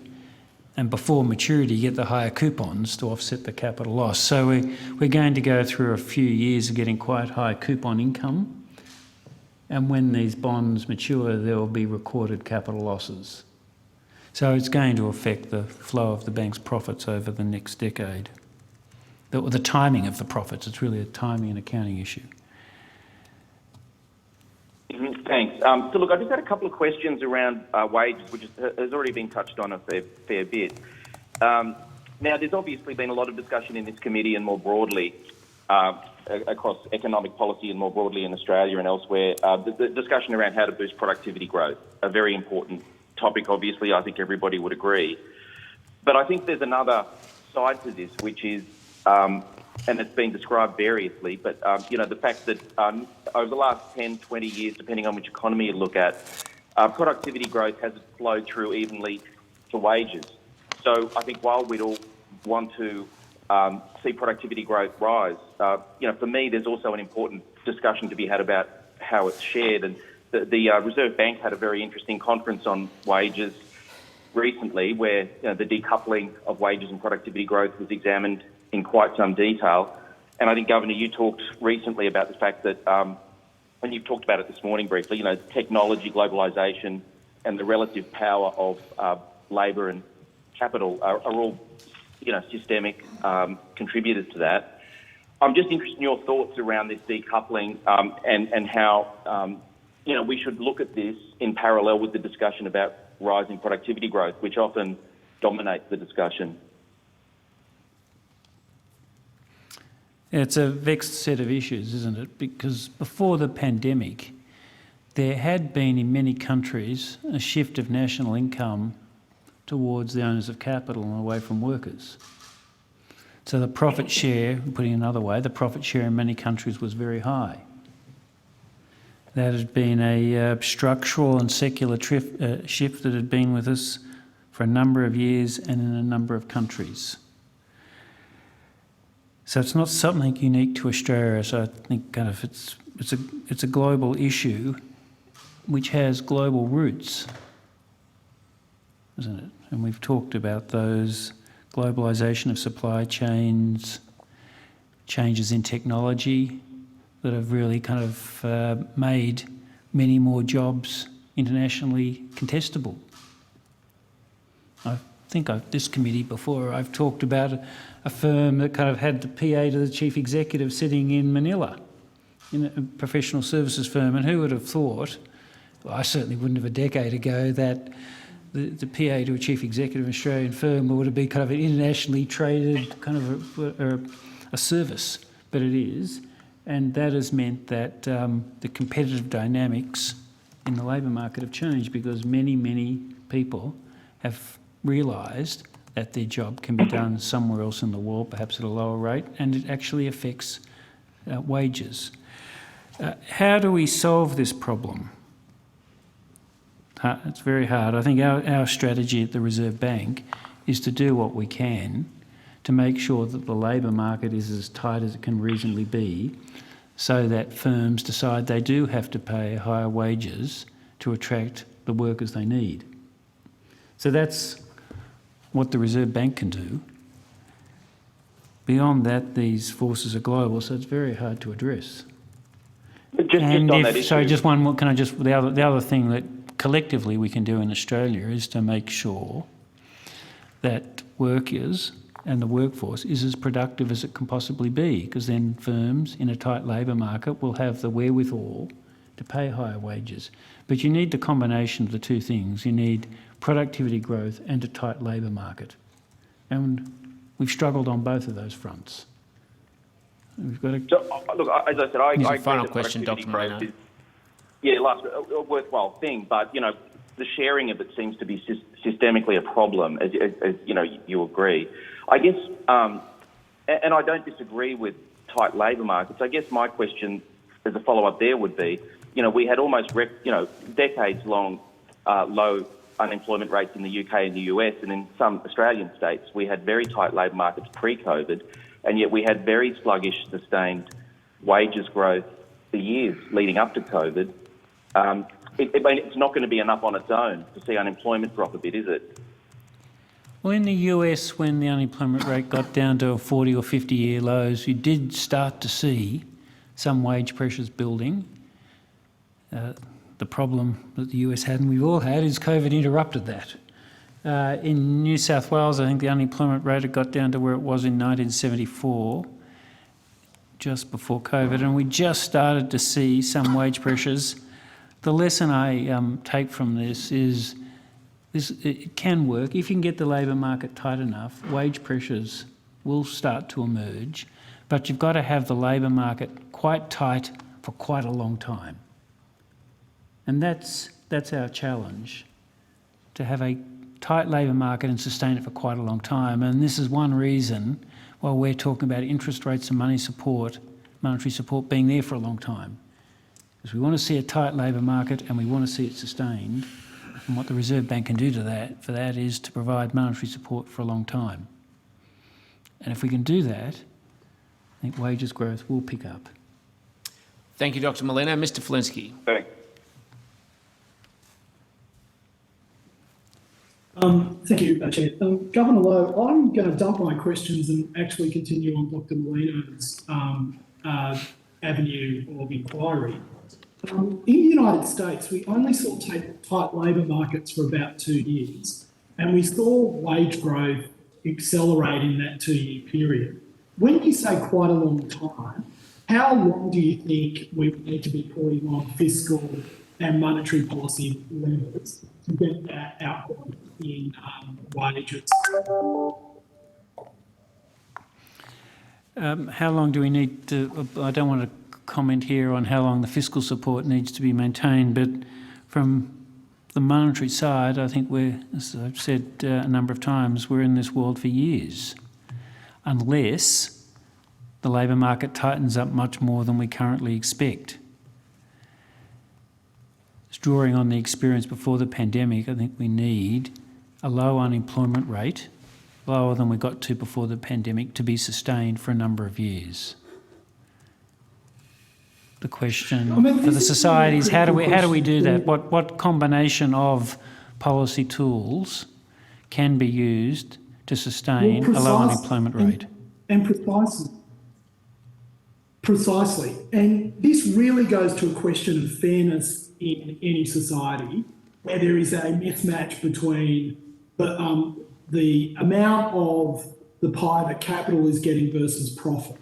And in the instances where we've seen in the past, where there has been outsized growth, that share going towards wages, hasn't it usually been accompanied with reform to welfare? I'm having trouble kind of picking up the exact question because the audio's not as good as it could be. Something about... Sorry, so I guess my point is this. Sorry, can you hear me? Or Yes. Yeah. Yep. Yeah, sorry. So I guess my point is that when you look back over the last 3 decades, where I think Pinkerty's book really demonstrates that globalisation had the negative impact on wage growth in semi-skilled and unskilled workplaces in the developed world. But the one time that wasn't the case seems to have been in years of the Clinton administration in the United States, 92 to 2000. And that seemed to be where you had economic growth, productivity growth, but also reform to the tax transfer system in the form of welfare, which also led to higher participation in the workforce. Is that something that we should be looking at? In terms of participation, we've just to our surprise reached a record high participation rate. One of the things we were worried about in the pandemic is that people would leave the labour force, which they did, but that they would not come back because they couldn't find a job or they'd chosen something else to do with their lives other than to work in paid employment. But that has not happened. Participation has lifted, and even with the rise in participation, the unemployment rate has come down a lot. So that's been quite a good story over the past 6 months. As you're right, over a longer period of time, the economic pie will be bigger if more people participate in the workforce. Whether higher participation kind of addresses the labour share issue, I'm not sure though. Well, but we saw in the United States during the 90s that reform to product markets, deregulation, certainly looser monetary policy, tighter fiscal policy, they had a balanced budget for the first time. These policies directly led to faster wage growth, higher participation levels, but also a greater share of the total money going towards wages rather than profits or capital. My question is, therefore, if we just focus on monetary policy, aren't we missing out on some very key aspects to driving wage growth? Well, I would agree with that, but all I'm responsible for is monetary policy. People in this building are responsible for all the other things. Your National Press Club speech. So all I can do is do what I can. Yeah, so but I have some tools and I'm fully deploying them, and I'm going to continue to fully employ them until we generate a tight labour market and stronger wage growth and the inflation target. So that's what I can do, and that's what I'm accountable for. I agree 100% with you that reforms that promote productivity, business investment that promotes productivity. We talked about some of the things that could be used to promote business investment before. That in the end, that's a better solution. Lifting productivity, lifting the productive capital stock is a better solution because that will drive sustainable increases in living standards. Monetary policy cannot drive sustainable increases in our living standards. We can maybe get there a bit quicker with monetary policy. We can maybe avoid some of the downsides. But the Reserve Bank Board can't drive sustainable increases in living standards. That comes from businesses and governments investing in the things that make us more productive over time. So I agree, I think 100% with you that that's the best solution. The solution that I have, the tool I have, I'm going to use it too. Okay, part of the Reserve Bank's charter is full employment. That's right, isn't it, or am I misstating? Yes, it's. We have three elements of the charter: price stability, full employment, and the economic prosperity of the people of Australia. That's our charter. Fantastic. In pursuing point 2 of your charter, have you done any analysis of reluctance by business to hire due to regulation? Have we done any analysis? Not that I'm aware of. Lucy, you can correct me if I'm wrong. What we hear from businesses a lot, we have a very extensive business liaison program, and I meet with businesses and think tanks, and I hear this periodically, that there are aspects of the industrial relations system or whatever that are an inhibitor to hiring workers, but we haven't done an evaluation of the claims that we hear. It's not, again, industrial relations is not my area of expertise.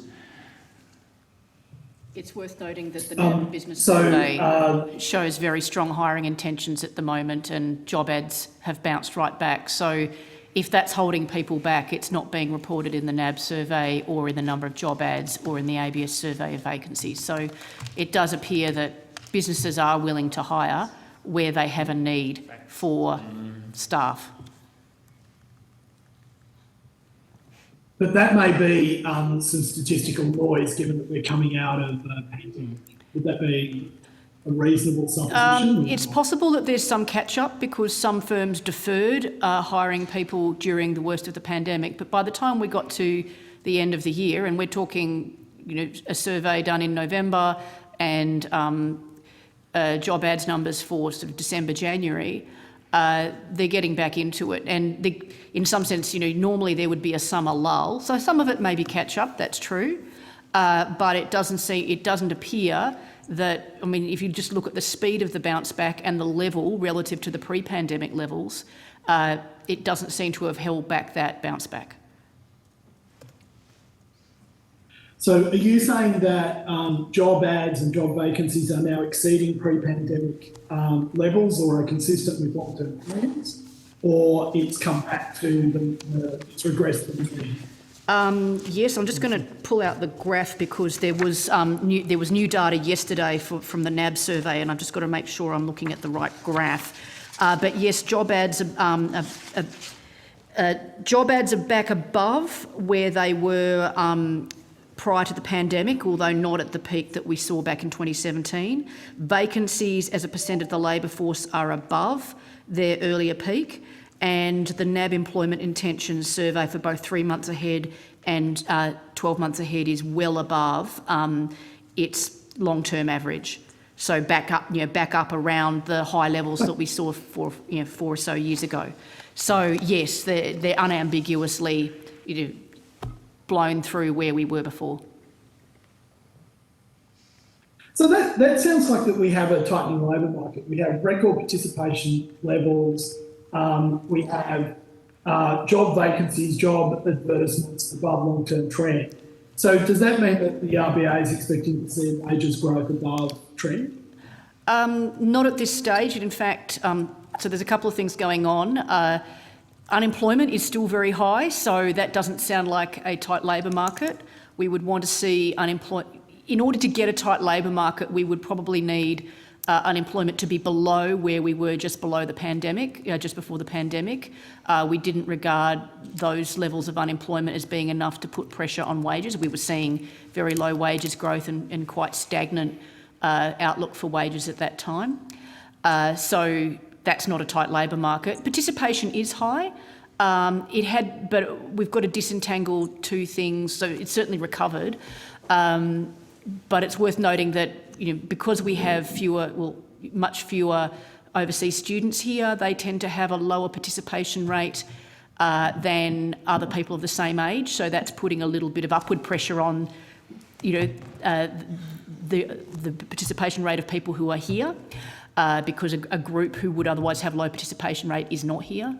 And there are also longer term trends both for older workers because of better health outcomes and rising pension age, and also women who are increasingly participating in the labour force through their whole lifetime.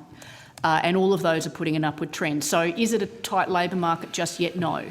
Unemployment is still too high, but it does bode well for the future. So our wages profile, our wages forecast, we did upgrade our forecast for private sector wages growth to allow for the better starting point in the labour force and to allow for the stronger growth outlook.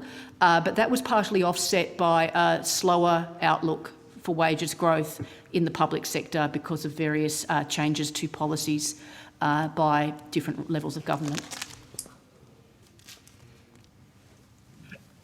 So we're getting reports that it's very difficult to find workers for critical issues in rural and regional areas. What do you put that down to? Well, there has been a really big reallocation of activity. We talked earlier about the allocation between goods and services. The Governor mentioned also this big shift in population away from the major cities to regional areas, and there's bound to be some sort of bumpiness as people adjust to that. So there's been a huge shift in the way we do things, in the way that businesses operate, and so it could take a little while for people to find the right person. It's also the case that as labour markets tighten up, firms do tend to start complaining about how hard it is to find good workers long before wages growth starts rising. That's been a pattern in the past. We're hearing reports that rural and regional abattoirs that can't fill half their workforce, and farmers having to basically not collect half their crop because they can't get people to pick the fruit or to work in the abattoirs. So in rural and regional areas, do you have any data or indicators on that? We do not generally have access to data at that level of granularity. We talk to a lot of businesses in many industries, and we do hear these sorts of reports, both from our sort of own networks and from our liaison partners. But when you aggregate it all up to actual rural production and actual rural exports, we're not seeing that influence the aggregate. So do you think that this might be anecdotal evidence that's not actually supported by data? Well, I think it may well be true for some people, but for a small enough part of the whole industry that it isn't discernible in the aggregate. That doesn't mean it's not true for them. No, I understand. It's a case study rather than an economy-wide event. That may well be what's going on. So then,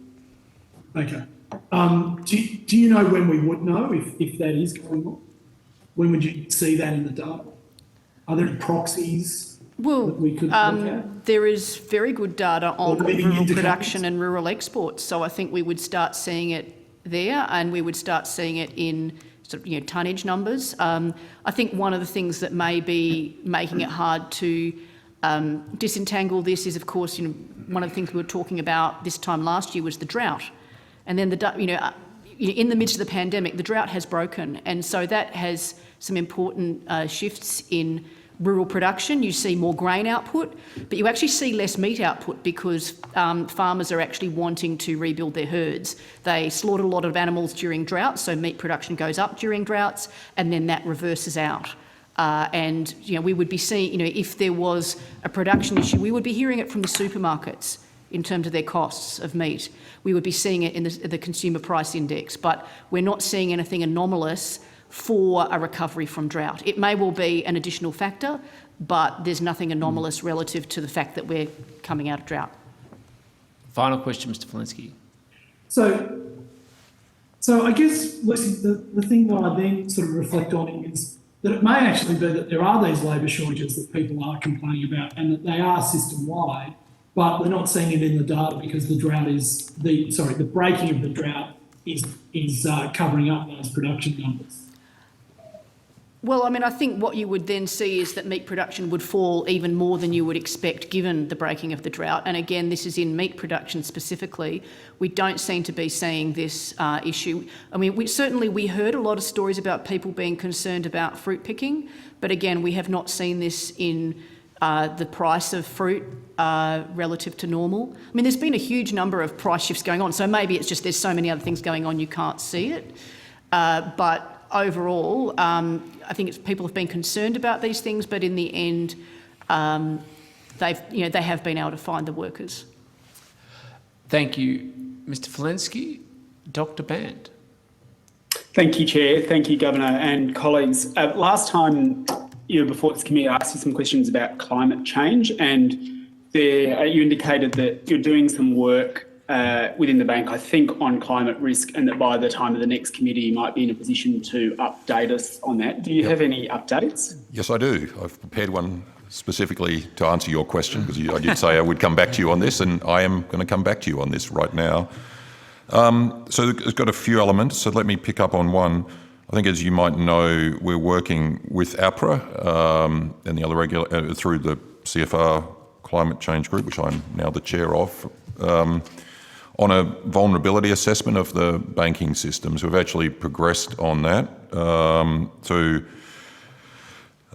we're doing a reasonable amount of... So the purpose of that is to work with the banks to understand what sort of risk they're carrying on their books, which we have an interest in, obviously, from a financial... through a financial stability mandate. So we're in the process of and working with the CSIRO as well in developing scenarios to use in that, and we've made a reasonable amount of progress on that over the last little while, since we last met even. Had a meeting earlier this week with the banking industry, who's actually quite engaged on this issue to try and draw on what they've already done so that we're not reinventing any wheels here. And we're in the process of pinning down what sort of scenarios we want to do on that. We're looking to have that work, as I think I mentioned last time, done by mid-21 to be able to start implementing that. So that's one aspect of work. You asked, one thing we are doing also is looking at the various announcements by various other jurisdictions around the world around energy more generally, but their policies and what that might mean. And I mean, we talked last time about impact potentially on the coal industry, where again the conclusion is that the direct effect is gradual and pretty small, but obviously particularly large impacts on particular communities who might be affected of that. So, but we are looking at those policy announcements which have been made and the sort of timeframes. I think, as we talked about last time, still a fair paucity of detail coming out of those other countries, but that's something we are paying a reasonable amount of attention to as well.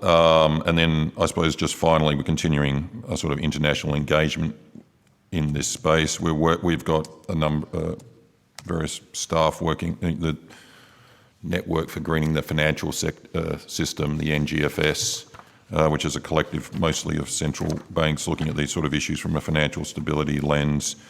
We've got a number of our staff working on a few of the initiatives there. One of the main issues in this space, and I think Jeff Summerhayes has talked about this at length to this committee and others, is around data gaps. So there's a global work underway both through that, also through the Financial Stability Board, and the IMF is now heavily involved in this space as well as trying to address those data gaps. So we're providing resourcing into that, and then also working on trying to just understand the sort of physical and transition risks that are potentially out there. A number of people are doing the similar-ish vulnerability assessments to what we're doing, and so there's a reasonable amount of discourse as to how people are going on that and trying to learn from what we each are doing on that. So that's a short summary of the sort of work that we've got underway at the moment. Thank you very much for that update. Just on the first one, is it with respect to the stability of the financial system and potential exposures, are there any preliminary conclusions or findings from that, or is that too early to say? We're definitely too early to say. The only thing I would say, I mean, the banking sector is pretty heavily engaged in this. I mean, are interested in it too. I mean, you've seen some reporting on that in their, to varying degrees, in their financial statements of late. So it's something they're not starting from scratch. But no, I mean, it's a question of what we are trying to pin down is what is a useful set of scenarios to use in this exercise, and we're working with them, including some of the stuff that they've already done internally themselves. And mostly, I think one thing in this space, which is true both locally and globally, is trying to ensure some sort of consistency here. Okay, thank you. And with respect to the second one, and obviously one significant event since you were here last is the change with the election of the US president, and who has rejoined the Paris Agreement and has also stated a goal to have the electricity system net zero by 2035. And other commentators have said that if you were a country that was to have a 2050 net zero goal, for example, or somewhere mid-century, working backwards, that's the kind of timetable you would need for a net zero electricity system, 100% renewables electricity system, because that then helps you unlock the other sectors of the economy. Industry can much more easily move to being zero emissions, for example, if it can have its rely on 100% renewables. Transport, likewise, if you know that you can have electric cars, and those electric cars will be powered by renewables rather than being powered by coal. Given that time frame, 2035, 100% renewables by the US, are you factoring in or starting to make assumptions of similar kinds of timeframes for our key coal trading partners that have also announced net zero emissions? So talking about Japan and Korea, for example. Yep. So yeah, that sort of informs some of the stuff I mentioned briefly. It's particularly those two, because they'd already announced it earlier. The US, as you said, is only happened in the last few weeks. But they are the things we're looking at. As I said, they're all pretty scarce on the detail, and so we are trying to understand that as they start to provide more detail. The statements to date by all three of those are actually being really high level. And the interesting thing, trying to work out from Australia's point of view as a country as a whole, is their energy demand is still going to be there. The question is how that's going to be supplied. Is it going to be, I've got it exactly right, but sort of local renewable energy, or is there still going to be energy trade in energy, and what role might we play in that, even if it's not in the form that we currently do? So, as one of the, in thinking that through, is one of the potential scenarios that are being considered the prospect that our key thermal coal trading partners might be out of thermal coal around 2035? I mean, that's something we think about, and it's a scenario where we can think about. I mean, the question is, which comes back to the point I said a second ago, in the end, the demand for energy is probably going to be there. The question is, how is that going to be met, including in the transition? So there's a difference, the transition is not energyless as well, which I think is something which, and so the question is, how does that play out? So that's, I don't want to give the sense that our thinking is more advanced than it is, but that's certainly one of those questions you just mentioned are certainly one of the things we're tossing around. And what might be the, when you think that through and consider the scenarios and so on, what might be the, is there going to be an output from the Reserve Banks? Is this something that you might produce something on, or is it something I think we put out, and I think I sent it to you when you answered your previous question, we put out something on coal, which obviously was in a different circumstance from where we are today, 2 years ago, I think, or thereabouts. And so, we're probably looking at putting something out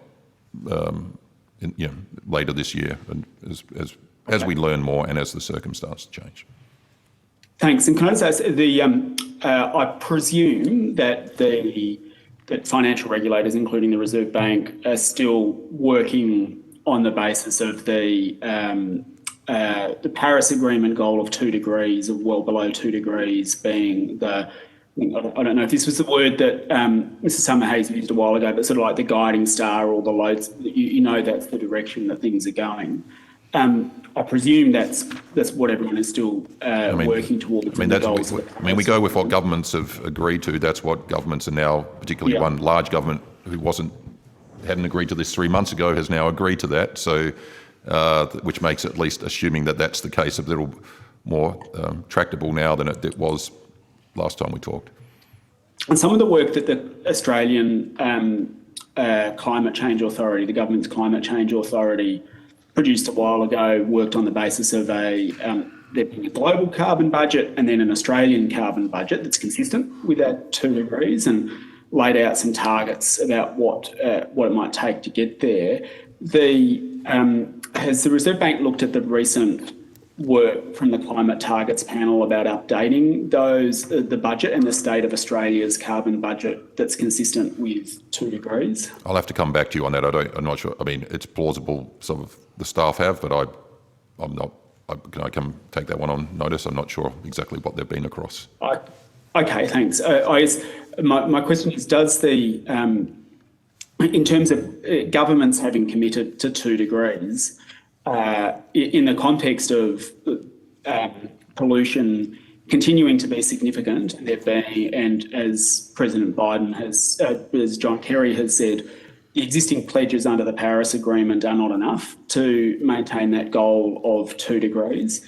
And obviously we've got an April 22nd summit where there's going to be a request that countries update their targets to be consistent with 2 degrees. Does the Reserve Bank, I guess, kind of look ahead and think ahead and say, well, if we are all committed to 2 degrees, then what are the potential transition implications of that? Like what would do you build in shadow targets, I guess, as it were, that are consistent with 2 degrees? So we basically, it's like fiscal policy. We take what the various governments around the world have announced as what they're going to do until they tell us otherwise. One thing I'd say, back on the vulnerability assessments, one thing we're doing there, which sort of allows us to move a little bit away from the way you're framing, is we look at different scenarios. Okay, under this scenario, whether that be a 2-degree scenario or something worse than that, or if any like something better than that, what are the sort of, and this is where the CSIRO is helping us understand stuff, what are the sort of things we might see, and therefore what are the potential risks around that? So that one advantage of doing that scenario analysis is you say, okay, in this state of the world, this is what the vulnerabilities might look like, and that. And then that helps you, understand depending, what various announcements or what actually happens, helps you understand what might transpire as a result of that.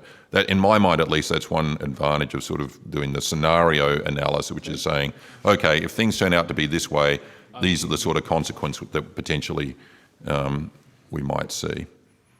Okay, thank you. Can I just, in my remaining time, just shift to the question of bonds, and given the recent announcement that the Governor referred to in the opening address about the new round of purchases, what proportion of the debt that's been issued by AOFM since either during the 2021 financial year or since the pandemic began, what proportion of the government-issued debt during that period is the Reserve Bank going to end up having on its books?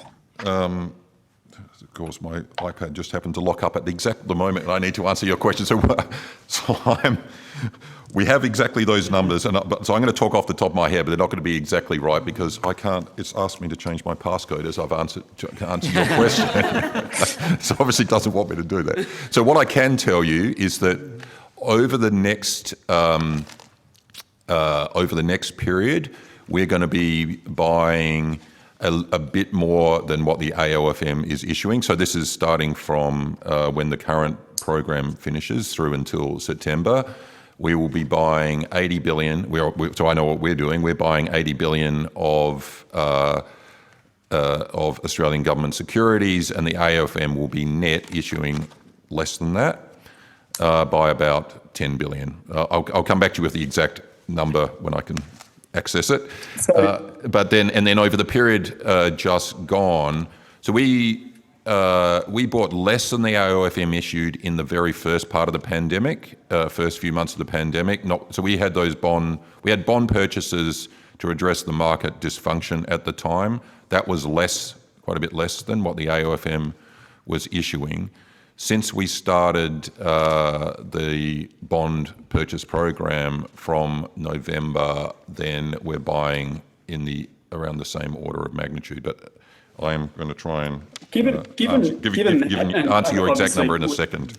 When your phone wants to talk to you again, we can hear the exact number. But given that, and this may be a question for the Governor, given that you're now actually potentially buying more than what the AOFM is issuing, you said very strongly at the start that the Reserve Bank is not financing the government's monetary expansion, but it seems me think the Reserve Bank does protest too much. It seems that is in fact what the Reserve Bank is doing. It's just, and previously, when in appearances before this committee and elsewhere, I understood the Reserve Bank to be very clear about saying the only reason for purchasing bonds was to get the cost of borrowing down to a certain amount, and then after that, the markets would be able to look after themselves.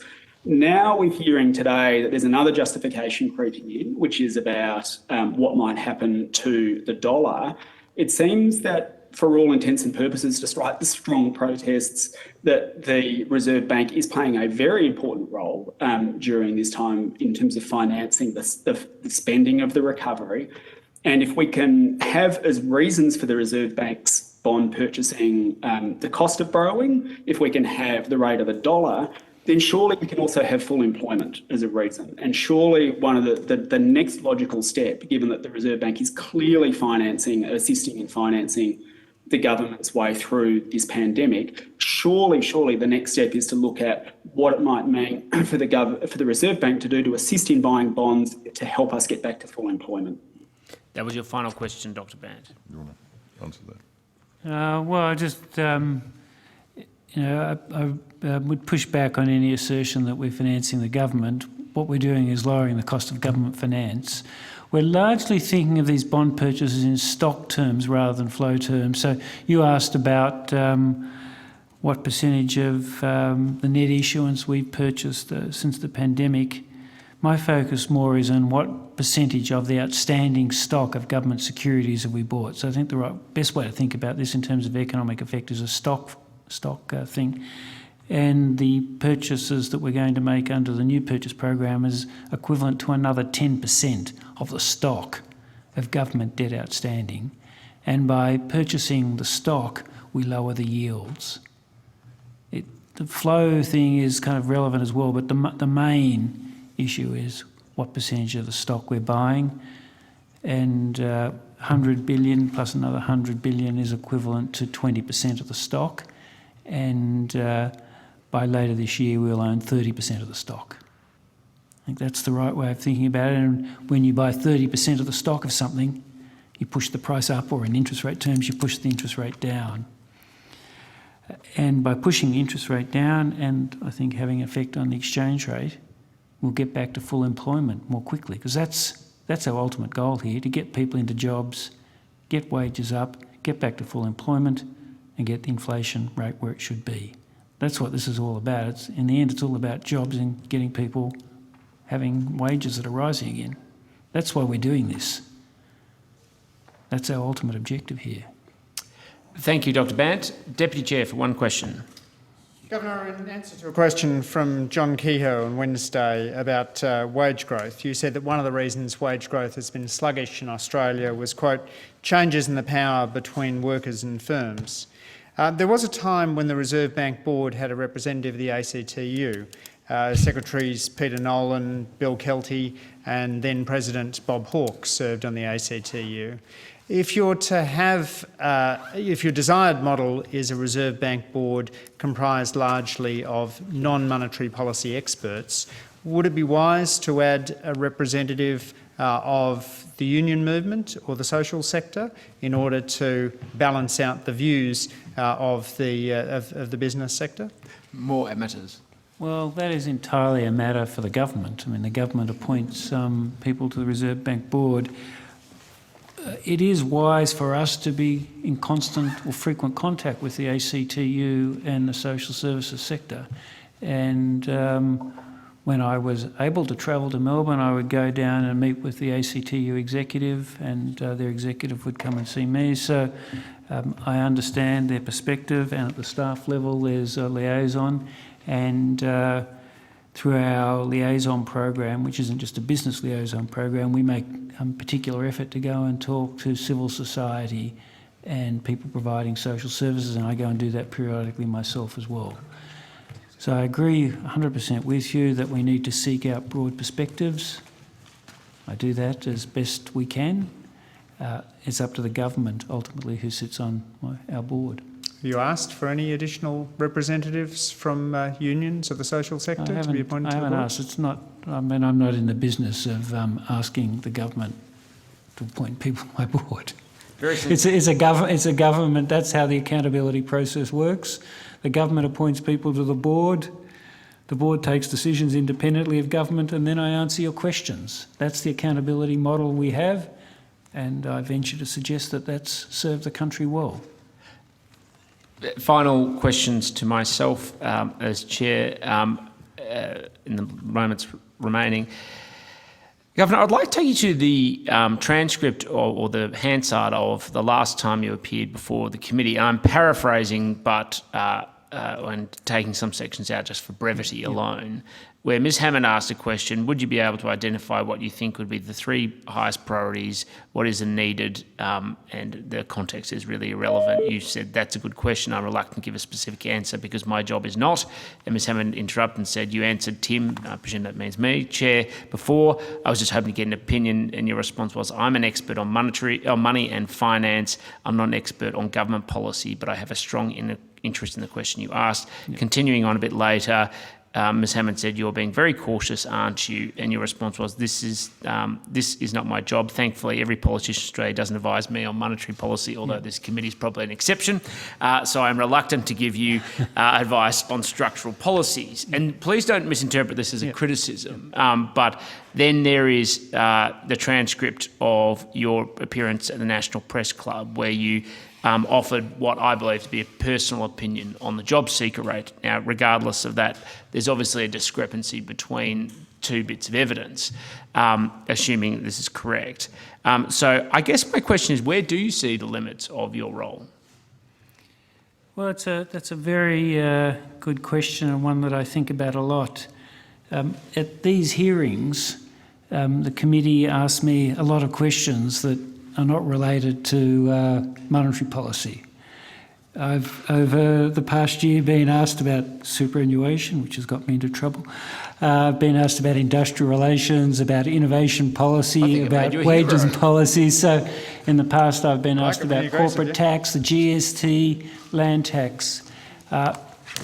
And I try consistently to answer those questions as best I can, drawing on the knowledge that I have, with explicit recognition that these are not my areas of responsibility, but you as the Oversight Committee of the Reserve Bank ask me those questions and I do my best to answer them where they're relevant to the economic situation the country finds itself in, and I try to getting myself in the middle of a political disagreement. So that's how I see myself. I was asked at the Press Club a very wide range of questions, some of which had nothing to do with my responsibility. But the issue of the rate at which we assist people who are on unemployment, I think is relevant to the economic questions we face. It affects labour supply, it affects spending in the economy, and the way that we assist unemployed people affects the way they participate in the society and the economic system. So I think that is relevant to my mandate, and what I said on Wednesday was repeat what I had previously said, that there was a broad consensus in society that a higher rate than we previously had was justified. I think the Business Council said this, many think tanks, ACTU, ACOS, in fact, a number of people on both sides of Parliament in this building have said the same thing, and all I said, well, at least what I intended to say, was that I would join that consensus. I think it's within my mandate because it affects labour supply, spending, the way people participate in society. But that in itself, what you just said, is an interesting observation, because a number of people have asked whether it is within your mandate or not after I've obviously offered my opinion. And in answer to, for instance, the questions on super or anything else, what you've generally done is spoken in the context of, well, what is the logical economic consequences of different decision-making associated with it. And this one, and you've just said you think it's within your own mandate, yet you've then, in my read of the transcript, you have offered a personal opinion. And so I guess in part it's, can you separate out the role of personal as RBA Governor versus your mandated role?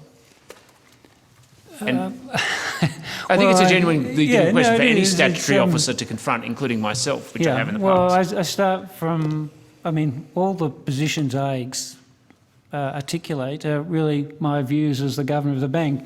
Not every position I would have articulated today would have been shared by all my colleagues. But we don't sit around at the Reserve Bank and say, let's get a position on this issue, on that issue.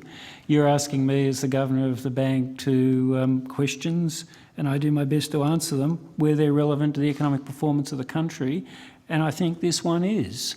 And I drew on my judgment, which I do for all the other questions you asked me, and different people will have different judgments about whether I should or should not, but Whatever you ask me the questions, I'm going to do my best to answer them if they're relevant to the economic situation the country finds itself in, and I don't get caught in the middle of a political disagreement, which I may well have on this one. But over time, I've upset both sides of Parliament with my answers, and I'm sure I'll continue to do that.